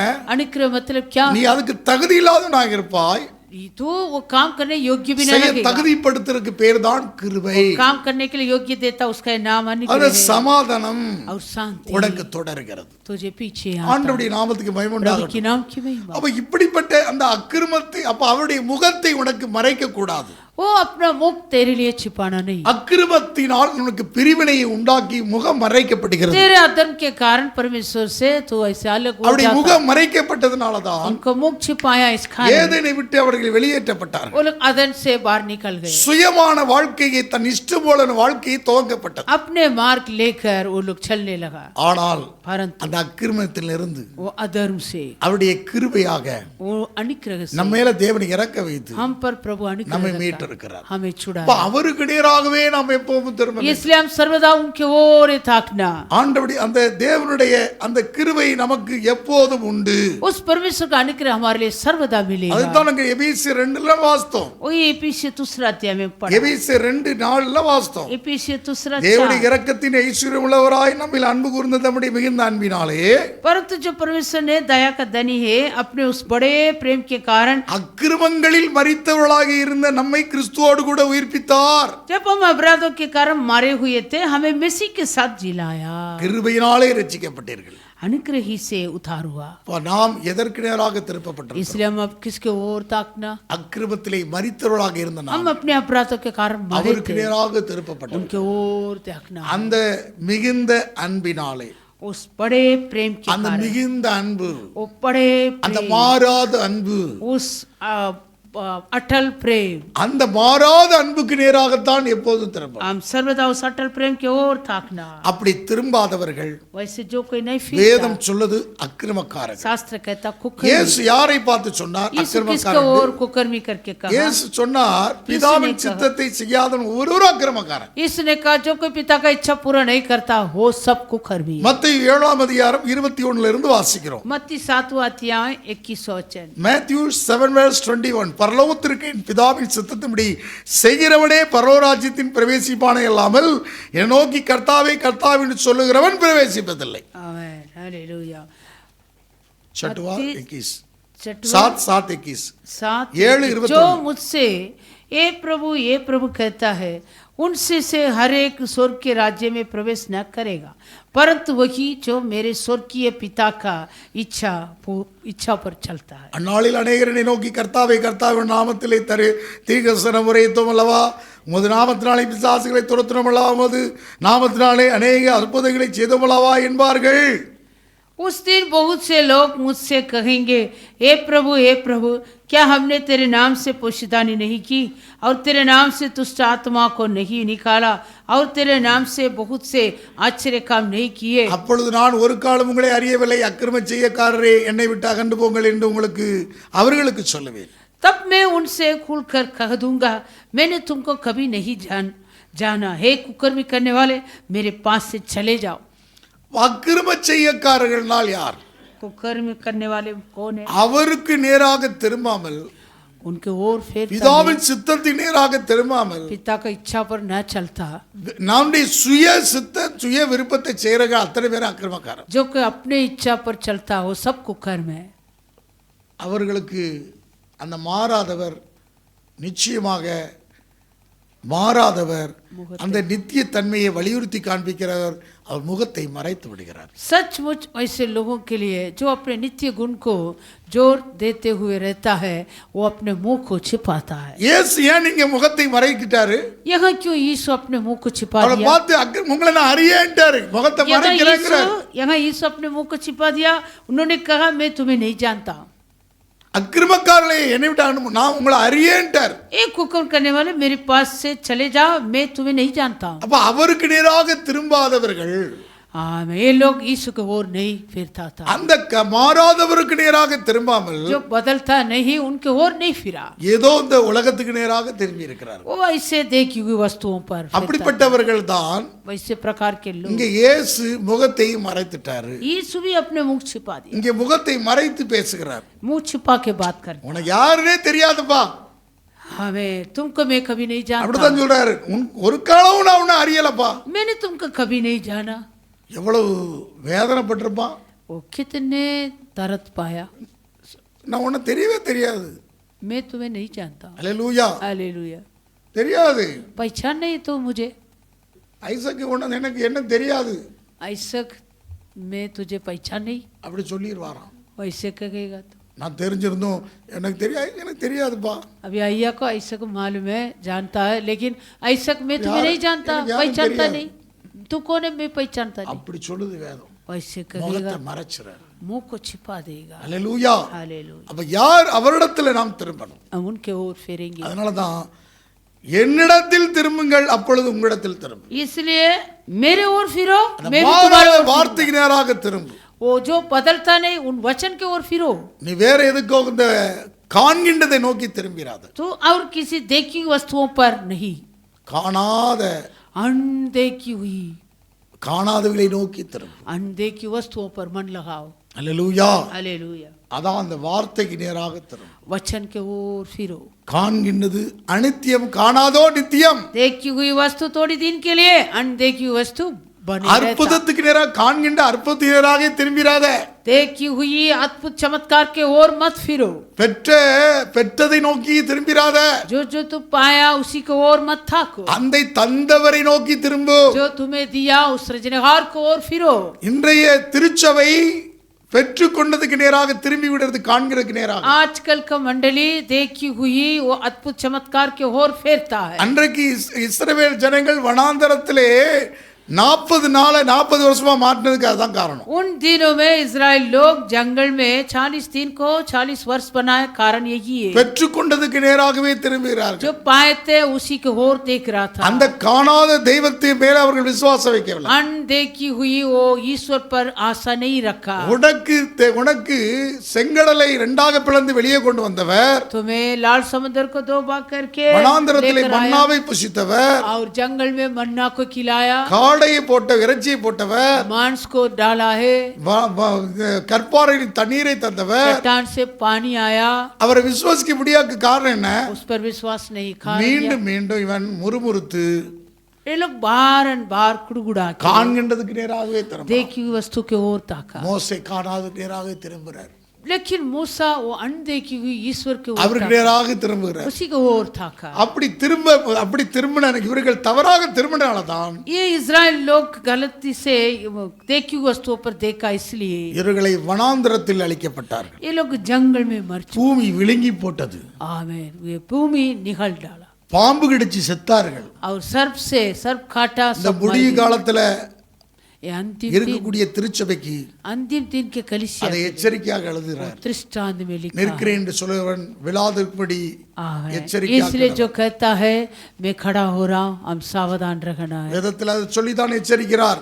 आमीन. ये बात को कहकर चेतावनी दे. 1 கொரிந்தியர் 10ஆம் அதிகாரத்துல पहला कुरिन्थियों 10वां अध्याय நீங்கள் எடுத்து 7வது வசனத்திலிருந்து வாசித்தால் இருக்கிறது. 7वां वचन से ले. இப்படி சொல்லி எழுதுகிறார். 10வது வசனத்தில் சொல்கிறார், 10वां वचन में कहता அவர் है, இஸ்ரவேலை முறுமுறுத்து சங்காரத்தில் அழிக்கப்பட்டார் போல நீங்களும் முறுமுறுக்காதிருங்கள். और न तुम कुड़गुड़ा हो जिस रीति उनमें से कितने कुड़गुड़ाए और नष्ट करने वाले के द्वारा नष्ट किए. 11வது வசனம், இவைகளெல்லாம் திருஷ்டாங்கங்களாக அவர்களுக்கு சம்பவித்தது உலகத்தின் முடிவு காலத்தில் இருக்கிற நமக்கு எச்சரிப்புண்டாகும்படி எழுதப்பட்டிருக்கிறது. परंतु ये सब बातें जो उन पर पड़ी दृष्टांत की रीति पर थी और वे हमारी चेतावनी के लिए जो जगत की अंतिम समय में रहते हैं लिखी है। இப்படி இருக்க தன்னை நிற்கிறேன் என்று எண்ணுகிறவன் இராதபடிக்கு எச்சரிக்கையா இருக்க. इसलिए जो समझता है मैं स्थिर हूँ वह चौकस रहो कि कहीं गिर न पड़े।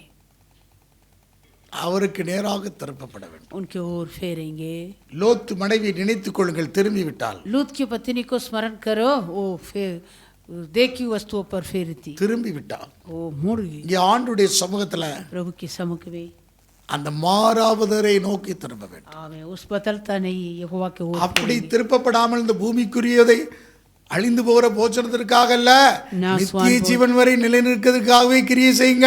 नासवान भोजन के लिए परिश्रम मत करना, जो अनंत जीवन तक टकरता उस भोजन के அதை लिए। பிதாவானவர் முத்திரித்திருக்கிறார் என்று யோவான் 6:27 வாசிக்கிறோம். यूहन्ना 6वां अध्याय 27 वचन, पिता ने वो छाप लगाया। பூமிக்குரியவர்கள மேலானவைகளையே நாடுங்கள், पृथ्वी का वस्तुओं पर नहीं स्वर्गीय वस्तुओं पर मन लगाओ। கொலோசியர்கள் 3ஆம் அதிகாரம் 1வது வசனத்தில் வாசிக்கிறோம். कोलोसियों का पत्री 3रा अध्याय 1 वचन, நீங்கள் கிறிஸ்துவோட எழுந்ததுனால கிறிஸ்து தேவனுடைய வலதுவாசல் வீட்டிற்கும் இடத்துள்ள மேலானவைகளையே தேடுங்கள்.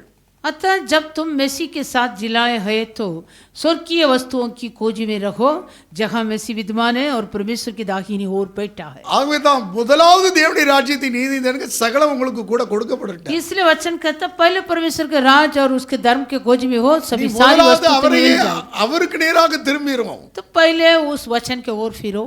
இந்த உலகத்துல இருக்குன்னா நமக்கு எல்லாம் தேவை இருக்குது, हम इस संसार में रहता सारा हमारा जरूरत पड़ता है, அதெல்லாம் அவர் தர முடியும். वो सब वो हमें देगा। ஹல்லேலூயா. வானத்தை பூமியை உண்டாக்கிட அவருக்கு தெரியாதா? आकाश और पृथ्वी को बनाया वो नहीं जानते क्या? அஞ்ஞானிகளைப் போல தேடுகிறீர்களே என்று இயேசு சொன்னார். यीशु ने कहा क्या तुम ऐसे अनजान के जैसे காட்டு ना? புஷ்பங்களை கவனித்து பாருங்க. हमें जंगली शोषणों को ओर देखो। இப்படித்தான் அவர் சொன்னார். ऐसे यीशु कहा ஆகாயத்து பறவைகளை கவனித்து பாருங்க, आकाश के पक्षियों को देखो, காகங்களை கவனித்து பாருங்க. और कौवा को देखो। அஞ்ஞானிகளைப் போல நீங்கள் தேடுகிறீர்கள். अन्य जातियों के जैसे तुम क्यों ढूंढते அவ हो? இரண்டாவது வசனம் சொல்கிறது கொலோசியர் 3:2, कोलोसियों 3रा, பூமியுள்ளவைகள் அல்ல மேலானவைகளையே நாடுங்கள். पृथ्वी भर की नहीं परंतु स्वर्गीय वस्तुओं पर ध्यान लगाओ, ஏனென்றால் நீங்கள் மரித்தீர்கள், உங்கள் ஜீவன் கிறிஸ்துவுடைய தேவனுக்குள் மறைந்திருக்கிறது. क्योंकि तुम तो मर गए और तुम्हारा जीवन मसीह के साथ परमेश्वर में छिपा हुआ நீங்க है। அவருக்குள்ள மறைந்திருக்கிற அனுபவம் तुम उस पर छिपाने वाले अनुभव। எப்பொழுதும் நீங்க இந்த பூமியில நான் செத்தவன் சொல்லுங்க, आमें। மரித்தவன். हम सर्वदा इस पृथ्वी में ऐसे अंगीकार बारगा, करना मैं मर गया, அப்போதுதான் உங்க ஜீவன் கிறிஸ்துக்குள்ள மறைஞ்சிருக்கும். तब तुम्हारा जीवन मसीह पर छिपा रहेगा। தேவனுக்குள்ள நீங்க மறைஞ்சிருப்பீங்க. तो मसीह जो हमारे मसीह के साथ परमेश्वर அந்த पर छिपा रहेगा। மாறாதவருக்குள்ள உங்களுடைய ஜீவன் மறைந்திருக்கிறது. आमें। जो बदलता नहीं उस पर तेरा जीवन பாருங்க, छिपा रहेगा। நீங்க நினைத்தாலே ஆண்டவர் அற்புதம் நடக்கும். आमें। ऐसे होता है तो जो सोचेगा अद्भुत हो நீ जाएगा। அவருக்குள்ள மறைந்திருந்தா நீ உன்னுடைய சிந்தை அந்த சிங்காசனத்தை டச் பண்ண முடியும். यदि तू परमेश्वर पर छिपा रहेगा तभी तेरे विचार वो सिंहासन को छुएगा। நீ அக்கிரம சிந்தையோட இருந்துட்டு அவரை டச் பண்ண முடியாது. अगर तू अनर्थ विचार के साथ वो सिंहासन कैसे छुएगा?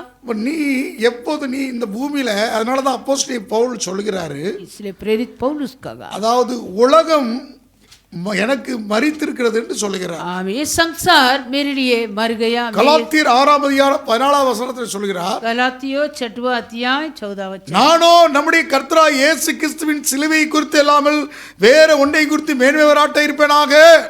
आमीन। पर ऐसे ना हो कि मैं अन्य किसी बात का घमंड करूं, केवल हमारे प्रभु यीशु मसीह के क्रूस का, जिसके द्वारा संसार मेरी दृष्टि में और मैं संसार की दृष्टि में क्रूस पर அவரால் உலகம் எனக்கு சிலுவையில் அறையப்பட்டிருக்கிறது, நானும் உலகத்துக்கு சிலுவையில் அறையப்பட்டிருக்கிறேன். आमीन। उनके द्वारा ये संसार वो मर गया और मैं भी ये संसार के लिए मर गई। உலகத்திற்கு நான் செத்து போயிட்டேன், உலகம் எனக்கு செத்து போயிட்டு. இது ரெண்டையும் சொல்றேன். ये संसार मेरी दृष्टि में और मैं इस संसार की दृष्टि में क्रूस पर चढ़ाया गया हूँ। இது ரெண்டு அனுபவத்தையும் சொல்லுகிறாருங்க. दोनों अनुभव। அப்போ நாம் அப்படிப்பட்டவர்களாக இருந்தோம் என்றால் हम ऐसे अनुभव में रखेगा तो நாம் அவரையே நோக்கி பார்த்து பிரகாசம் அடைவோம். हम उसी के ओर ताका அவர் நோக்கி प्रकाश। பார்த்தவர்கள் பிரகாசம் அடைந்தார்கள். जो जिन्होंने उनके ओर ताका हो प्रकाशमान। தேவான் பிரகாசம் அடைந்தான், स्टीफन उस प्रकाशमान, மோசே பிரகாசம் அடைந்தான், मूसा प्रकाशमान, யோவான் ஸ்நானன் எரிந்து பிரகாசிக்கிற விளக்காக இருந்தான். यूहन्ना बपतिस्मा देने वाला ऐसे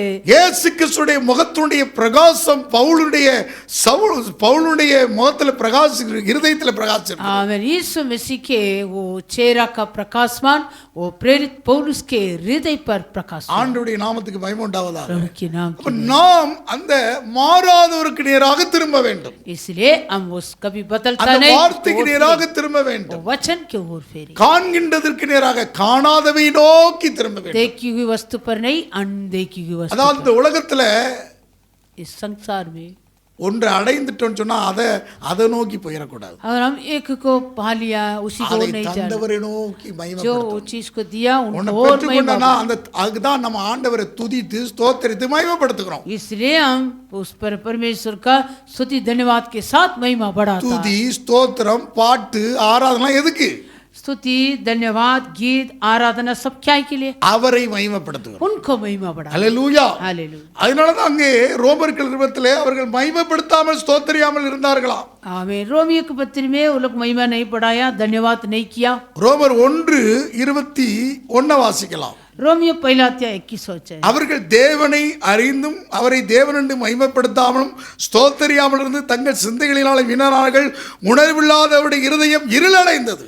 इस कारण कि परमेश्वर को जानने पर भी उन्होंने परमेश्वर के योग्य बढ़ाई और धन्यवाद न किया, परंतु व्यर्थ विचार करने लगे, यहाँ तक कि उनका निर्बुद्धि मन अंधेरा हो गया। பாருங்க, எனக்கு அவர்தான், அவரிடத்திலிருந்து நான் பெற்றுக்கொண்டேன்। आमीन। मुझे उन्होंने दिया, उनके पास से मैं पाया। அந்த தேவனை மகிமைப்படுத்துறது தான் பாட்டு ஆராதனை துதி ஸ்தோத்திரம் எல்லாம்। उस परमेश्वर को महिमा बढ़ाने के लिए हम गीत आराधना स्तुति இதை धन्यवाद செய்யாவிட்டால் ये नहीं करेगा तो சிந்தையிலே வீணாய் போயிடும்। आमीन। हम ऐसे இந்த இருதயம் இருளடைந்துறது, हमारे ये मन अंधेरा हो அக்கிருப சிந்தை உண்டாகிறது। जाए। आमीन। निर्बुद्धि हो जाए। அல்லேலூயா। हालेलुया। அந்த பொருளை சார்ந்து மனிதன் போய்விடுகிறான்।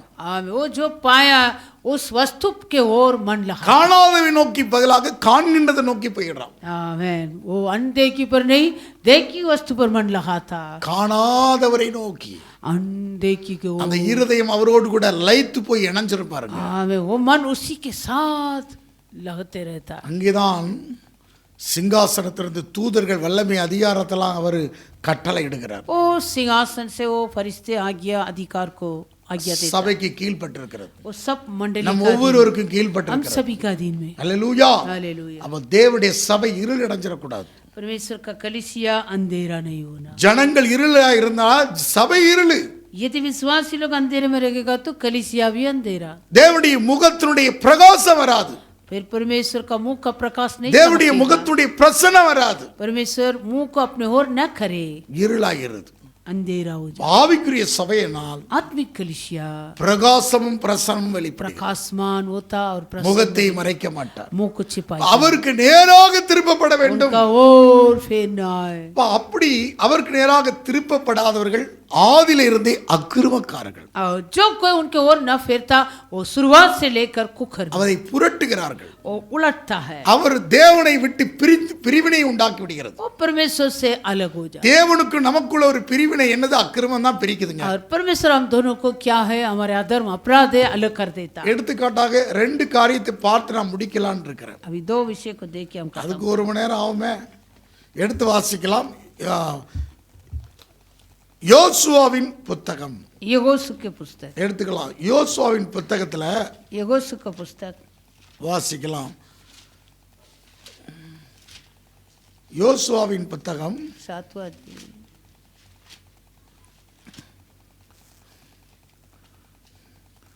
22ஆம் அதிகாரம் 22वां अध्याय 16வது வசனத்தை எடுத்துக்கொள்ளுங்கள்। 16 वचन।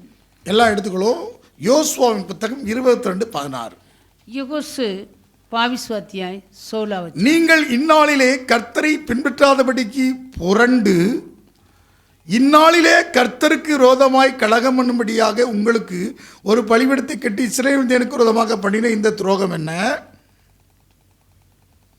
यहोवा की सारी मंडली ये कहती है, यहोशू 22वां अध्याय 16 वचन।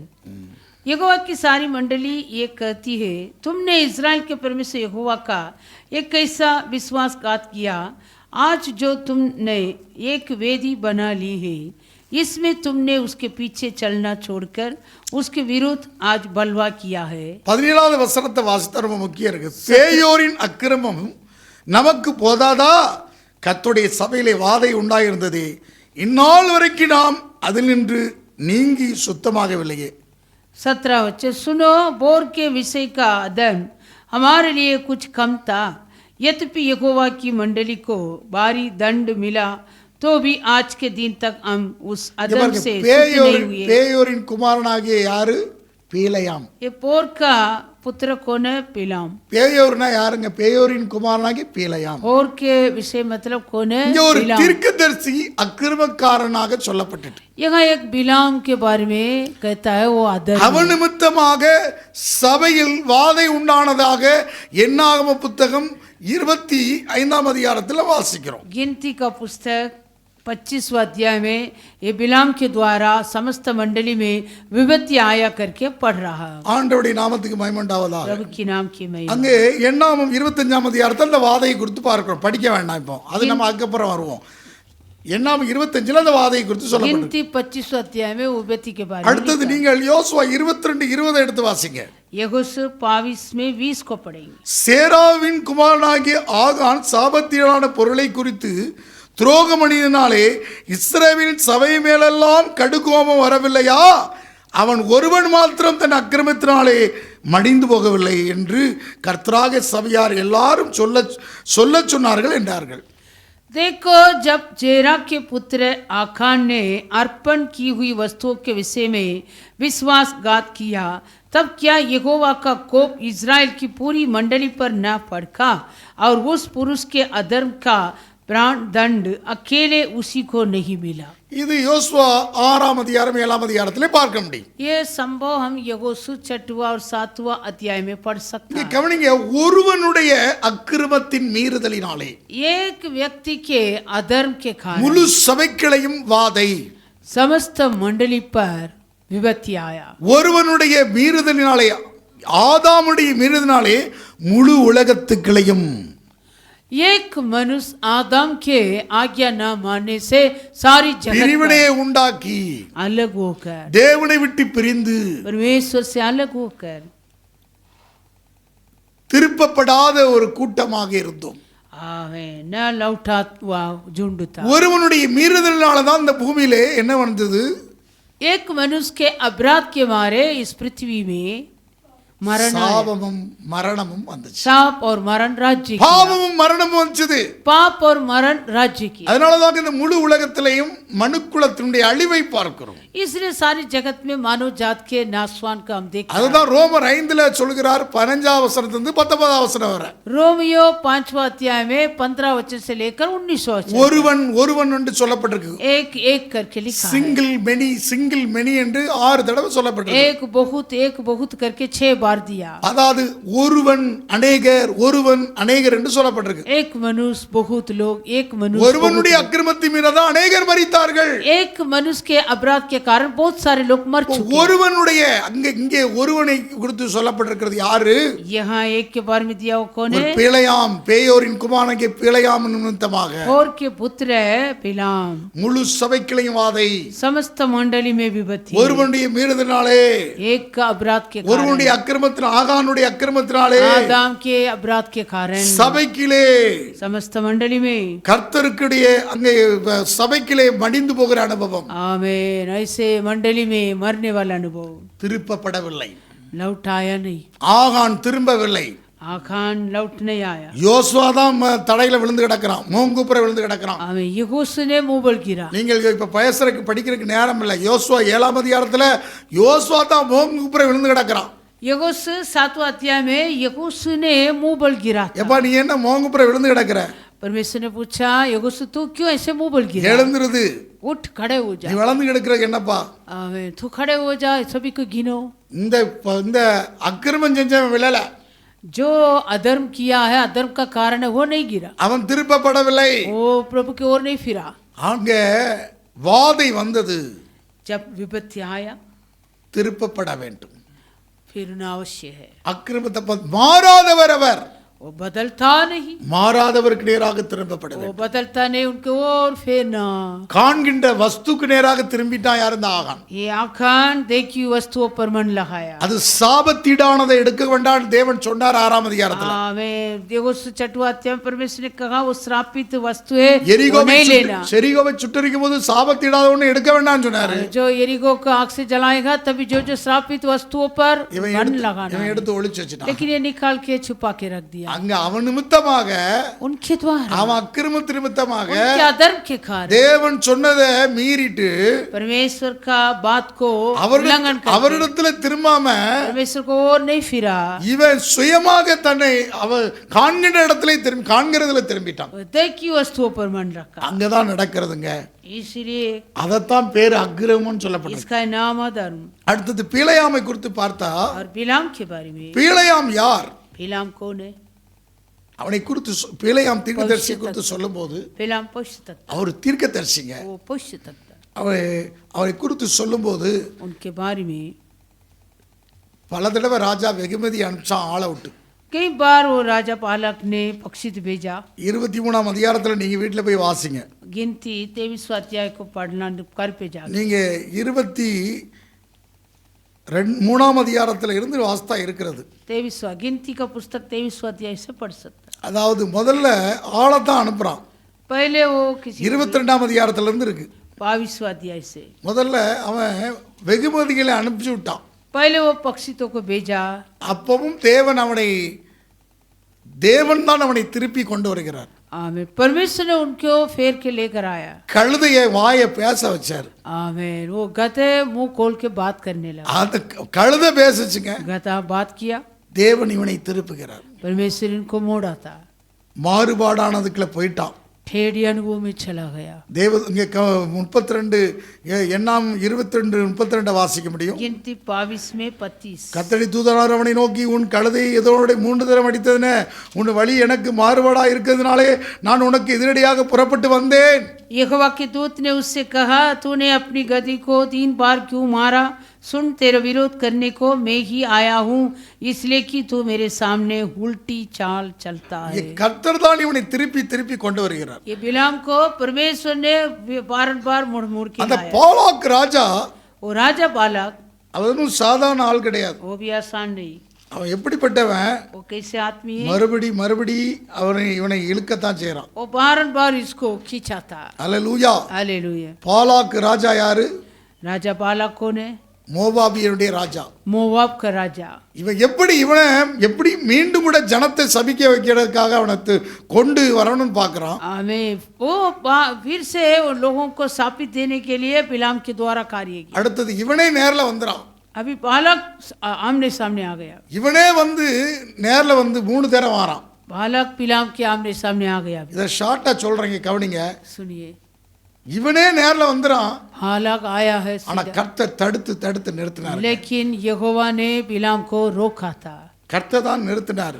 यहोवा ने रोका. 24ஆம் அதிகாரம் 11வது வசனத்தை வாசித்தா, 24वां अध्याय में 14 वचन. இது தனி பைபிள் ஸ்டடியா எடுக்கக்கூடியது. இன்னைக்கு நம்ம இதை சேர்ந்து பேசுறோம்.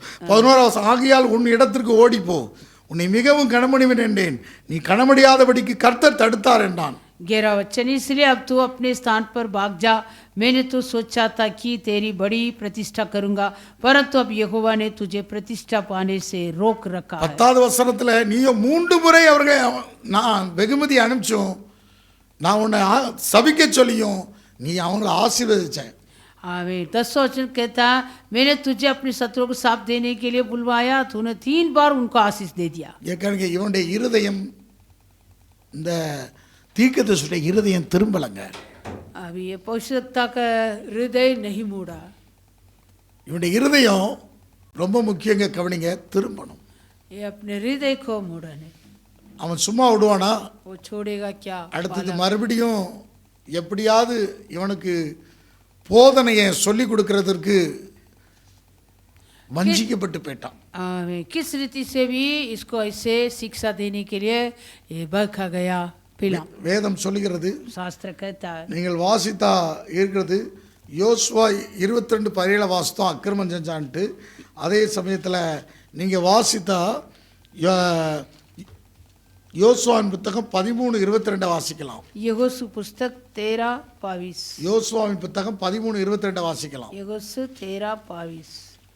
இஸ்ரவேல் புத்திரர் வெட்டின மற்றவர்களோடு கூட பேயோரின் குமாரனாகிய பிலேயாம் என்னும் குறி சொல்லுறவனையும் பட்டயத்தினால் வெட்டி போட்டார்கள். और इस्राएलियों ने उनके और मारे हुओं को साथ बोर के पुत्र बावी कहने वाले बिलाम को भी तलवार से मार डाला. இந்த பிலேயாம் யாருக்கு மாறிட்டான்? ये बिलाम ऐसे कैसे बदल गया? பணத்துக்கு விலை போயிட்டான், पैसे के लिए வெகுமதிக்கு விலை போயிட்டான், पक्षित को देकर मुड़ गया. குறி சொல்லுகிறவன் என்று வேதம் சொல்கிறது. शास्त्र कहता है बावी कहने वाला. இந்த தீர்க்கதரிசி தான் சொல்கிறான், தேவன் பொய் சொல்ல ஒரு மனிதன் அல்ல. என்னாகும் 23:19 வாசிக்கிறோம்.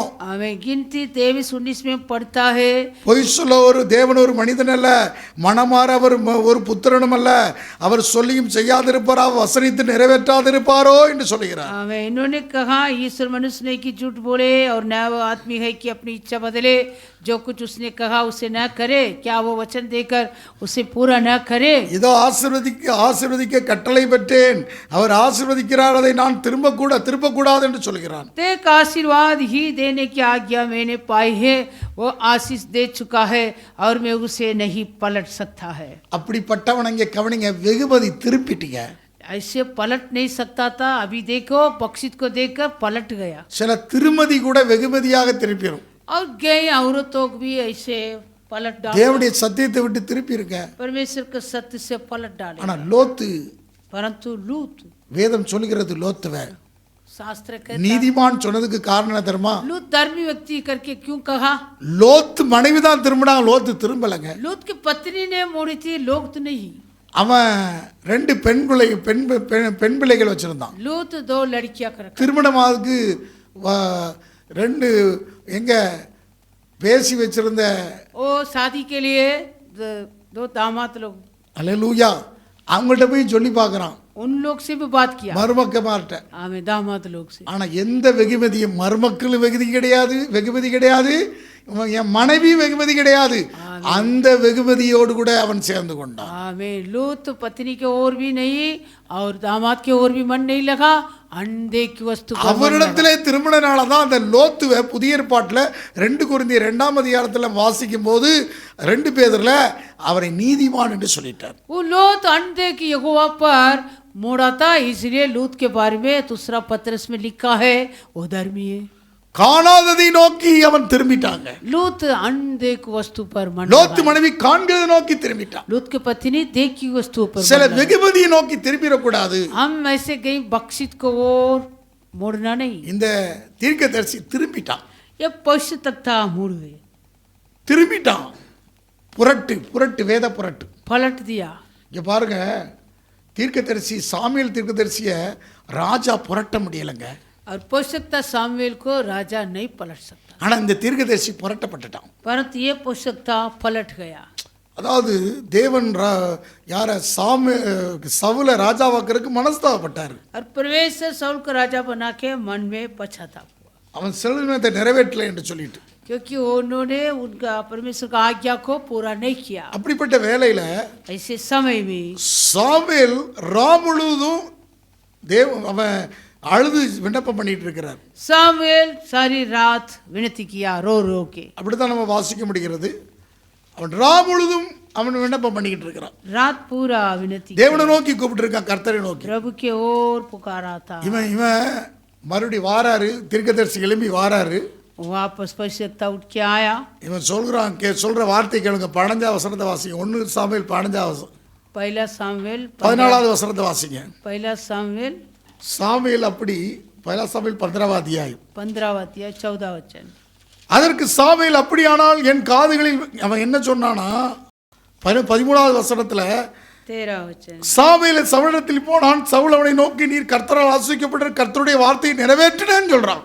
तब सामुएल साउल के पास गया और साउल ने उससे कहा, तुझे यहोवा की ओर से आशीष मिले, मैंने यहोवा की आज्ञा पूरी की है. அதற்கு சாமுவேல், அப்படியானால் உன் காதுகளில் விழுகிற ஆடுகளின் சத்தமும் எனக்கு கேட்கிற மாடுகளின் சத்தமும் என்ன என்றான். सामुएल ने कहा, फिर भेड़ बकरियों का ये मिमियाना और गाय बैलों का ये रसबाना जो मुझे सुनाई देता है இவன் ये தேவன் क्या हो रहा है। இந்த ராஜா தேவனிடம் சொன்ன வார்த்தையினிடத்திலே திரும்பாமல் வேற எங்கேயோ காண்கின்றதுக்குள்ளே திரும்பி விட்டான்.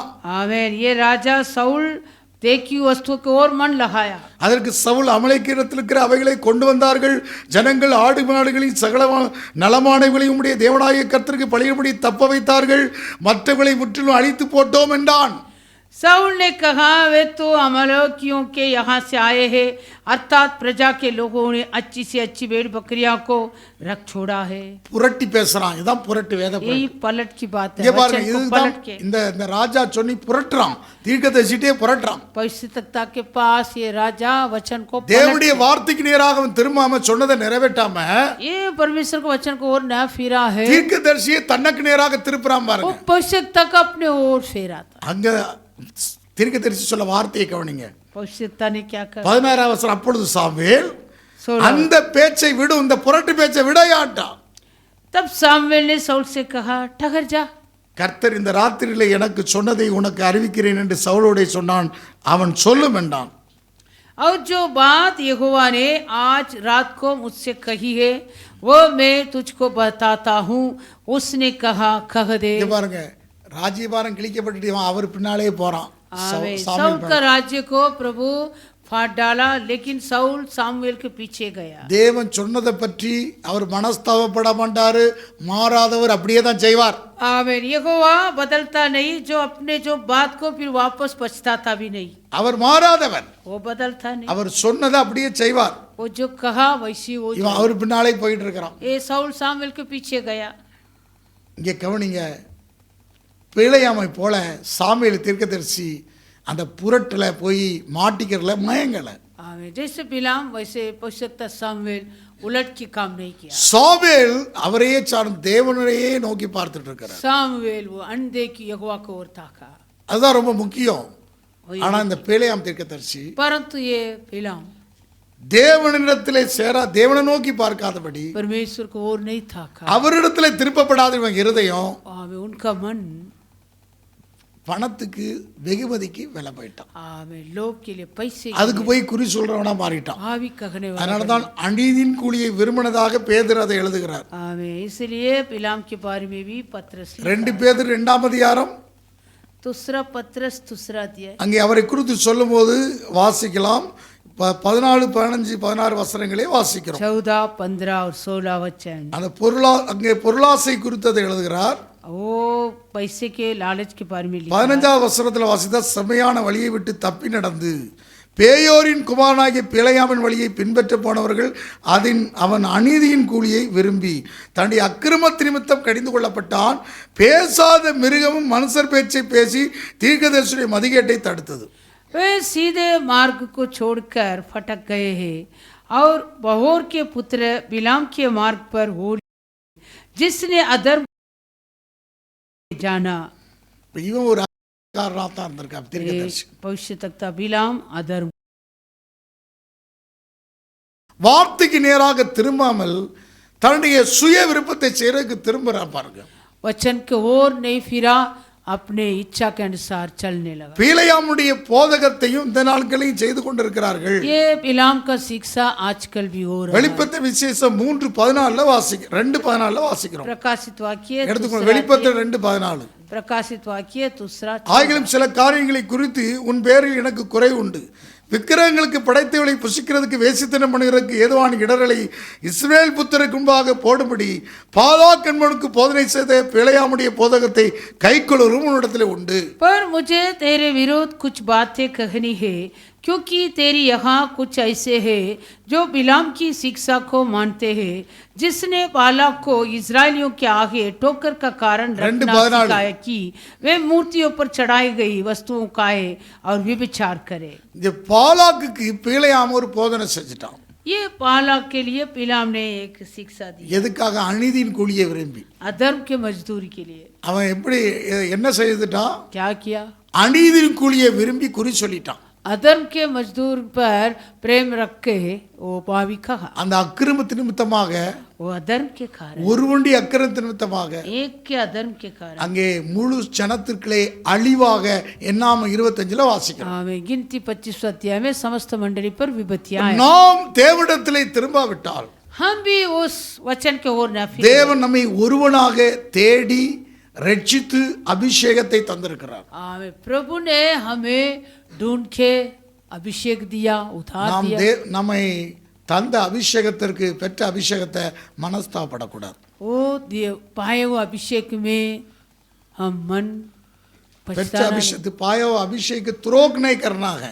वो पाए वो अभिषेक को त्रोग नहीं करना। அதான் தான் அங்கே வாசிக்க முடியுது. எண்ணாம புத்தகத்தில் வாசிக்கிறோம். गिनती का पुस्तक அந்த எண்ணாமத்தில் அந்த தீர்க்கதரிசியுடைய நிலை என்னதையும் குறித்து சொல்லப்பட்டிருக்கிறது. वो गिनती का पुस्तक में वो पवित्रता के बारे में लिखा। எண்ணாம அங்கே வாசிக்கலாம். எண்ணாம புத்தகம் गिनती का पुस्तक 31:8 வாசிக்கலாம். 31वां अध्याय में 8वां वचन। 31ஆம் அதிகாரம் 8வது வசனம் 31वां अध्याय में 8वां वचन வாசிக்கலாம். எண்ணாமம் 31:8. அவர்களை கொண்டு போட்டதும் அன்றி மீதியானின் 5 ராஜாக்களாகிய ஏவி, ரேகோம், சூர், ஊர், ரேபா என்பவர்களை கொண்டு போட்டார்கள். பேயோரின் குமாரனாகிய பிலேயாமையும் பட்டயத்தினாலே கொண்டு போட்டார்கள். वो दूसरे को छोड़ उन्होंने जो 5 राजाओं को भी घात किया और बोर के पुत्र पिलाम को भी उन्होंने तलवार से घात किया। பிலேயாம் இங்கே 16வது வசனம் சொல்லுது, 16 वचन। பேயோரின் சங்கதியிலே பிலேயாமின் ஆலோசனையினால் இஸ்ரவேல் புத்திரர் கர்த்தருக்கு விரோதமாக துரோகம் பண்ண காரணமாக இருந்தவர்கள் இவர்கள் தானே, அதனாலே கர்த்தரின் சபையிலே வாதை நேரிட்டது. देखो बिलाम की सम्मति से बोर के विषय में इस्राएलियों से यहोवा का विश्वासघात इन्हीं ने कराया और यहोवा की मंडली में मरी फैली। இங்க பாருங்க, பிலேயாம் தீர்க்கதரிசியா இருந்தாலும் बिलाम पौष्टिकता फिर भी கர்த்தருடைய வார்த்தை சொல்றவன் தீர்க்கதரிசி. हमें जो कोई यहोवा का वचन को कहता वो पौष्टिक, அது நன்மையோ தீமையோ தேவனுடைய வார்த்தையை தான் பேசக்கூடியவன். वो भला या बुरा प्रभु के वचनों के कह सकता இப்போ है। உள்ள போதனை எப்படி? लेकिन आजकल का शिक्षा कैसा? பிலேயாம் போதனை வந்துட்டு बिलाम का शिक्षा இல்ல மற்ற யார தேவனுக்கு நேராக திரும்பாமல், परमेश्वर के ओर नहीं फेरता, ஜனங்களை தேவனுக்கு நேராக திருப்பாமல், लोगों को परमेश्वर की ओर नहीं இவர்களும் फेरता, தேவனுக்கு நேராக திரும்பாமல் ये लोग भी अपने ईश्वर की ओर नहीं फेरता। இம்மைக்காக इस जीवन के लिए காணாததை நோக்கி अनदेखी हुई, காண்கின்றதை நோக்கி திருப்பக்கூடியது. आमेन, देखी हुई वस्तुओं पर मत அதுதான் हाथ। பிலேயாமுடைய போதனை. वही बिलाम का शिक्षा। இப்படிப்பட்ட போதனைகளுக்கு वैसे शिक्षा के வேதம் எதிர்த்து நிற்கிறது. शास्त्र அவர் विरोध, முகத்தை மறைக்கிறார். वो भी अपने मुख छिपा, அவருடைய முகம் பிரகாசமாகாது, उनके मुख का प्रकाश, அவருடைய முகம் பிரசன்னமாகாது. उनके मुख हमारे ओर न करेगा, அப்போ சபை இருளடைகிறது, मंडली अंधेरा हो जाए, தேவனுடைய பிரசன்னம் இல்லாது போய்விடுகிறது. परमेश्वर का प्रकाश भी न, தேவன் முகத்தை மறைத்து परमेश्वर मुख को இந்த छिपा அக்கிரமங்கள் பிரிவினை உண்டாக்குகிறது. या धर्म के मारे अलग हो जाता। இப்ப தேவனை இங்க பாருங்க, அவர் சொன்னா அவர் மனஸ்தாபப்படுத்த முடியாது. परमेश्वर जो कहता वो ये फिर मन அவர் पछताता மாறாதவர். नहीं, वो बदलता नहीं, அவர் சொன்னிட்டுனா அதை எதையாவது மாற்றணும்னு நினைக்க கூடாது. वो कुछ बोलने के बाद वो बदलेगा नहीं, யாரு எதையாவது மாற்றி அமைச்சலாம் நினைக்க கூடாது. कुछ भी बदले ஒருபோர் மாற்ற முடியாது. कभी नहीं बदल सकता। அல்லேலூயா. हालेलुया। அவர் செய்ய நினைத்தது ஒன்றும் தடைபடாது. आमीन। वो जो कुछ करने सोच रहा है वो कभी कोई नहीं रोक நாம் सकता। தான் மாறணும். हमें बदलना, தேவனை நாம் हम परमेश्वर बदलेगा தேவனுடைய नहीं வார்த்தையை सोचना। நம்ம மாற்றிட கூடாது. हम परमेश्वर के वचन को पलटना नहीं। லூக்கா 16ஆம் அதிகாரத்துல மாற்றி எழுத சொன்னான் அந்த உக்கிரானக்காரன். हमें लूका 16 अध्याय में वो भंडारी ने वो पलट के लिखने बोला, 100 எழுது, 180 எழுதுன்னு சொன்னா 100 को 50 लिखो, 100 को 80 लिखो।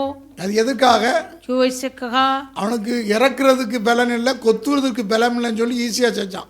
हमें उनका ऐसे काम करने के लिए बल नहीं था, इसलिए அநீதி உள்ள உக்கிரக்காரன் இயேசு சொன்னார், वो अधर्म भंडारी है। நீ அநீதி உள்ள பொருள் மேலே உண்மையில்லாவிட்டால் உனக்கு தேவன் உண்மையானதை எப்படி தருவார்னு சொல்கிறார். तो अधर्म धन पर सच्चा नहीं तो तुम्हारे पास प्रभु वो सच्चा धन को உனக்கு कैसे எப்படி सौंपेगा? கர்த்தர் அந்த உண்மையான அந்த அந்த அந்த இதை தருவார்? உனக்கு உண்மையான அதிக கனமகிமைக்கு உரியதை உனக்கு எப்படி தருவார்? हमें अधिक महत्वपूर्ण है, वो सच्चा धन को कैसे देगा? நீ உண்மை இந்த அநீதியான பொருள் மேல உண்மை கிடையாது, अधर्म धन पर तू सच्चा नहीं, நீ இதுல உண்மை இல்லாவிட்டால் तो इस पर सच्चा नहीं तो அந்த நித்தியத்துக்குள்ளதை உனக்கு எப்படி தருவார்? आमेन। वो மெய்யான பொருள் எப்படி தருவார்? वो सच्चे धन कैसे? மெய்யான பொருள் என்னது? सच्चे धन क्या? பரிசுத்த ஆவியானவர், पवित्र आत्मा, கிருபை வரங்கள், अनुग्रह वरदान, உனக்கு எல்லா கிருபையும் சமாதானம் உன்னை தொடரும். सारा अनुग्रह और शांति तुम्हारे கர்த்தர் पीछे இப்படி தான் आएगा। வாக்கு பண்ணியிருக்கிறார். और वैसे ही हुआ, அவை ஆண்டுடைய முகத்தை நமக்கு மறைக்க கூடாது. इसलिए वो अपना मुंह हमें छिपाना नहीं। தேவனை நோக்கி நாம் हम பார்ப்போம். अभी प्रभु के ओर ताकेंगे। நாளை கர்த்தர் நம்மோடு பேசியிருக்கிற வார்த்தைக்காக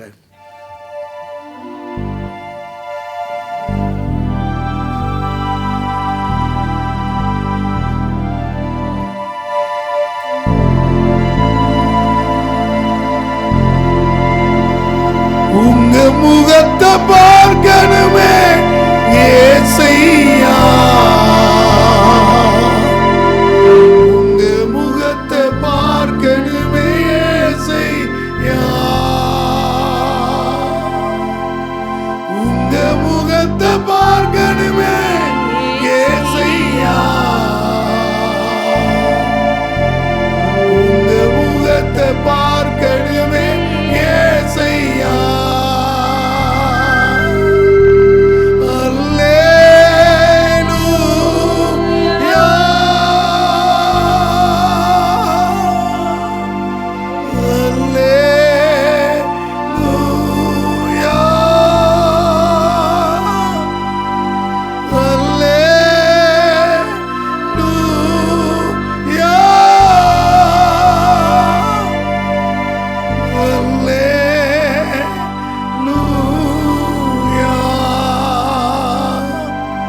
आइए प्रार्थना करेंगे।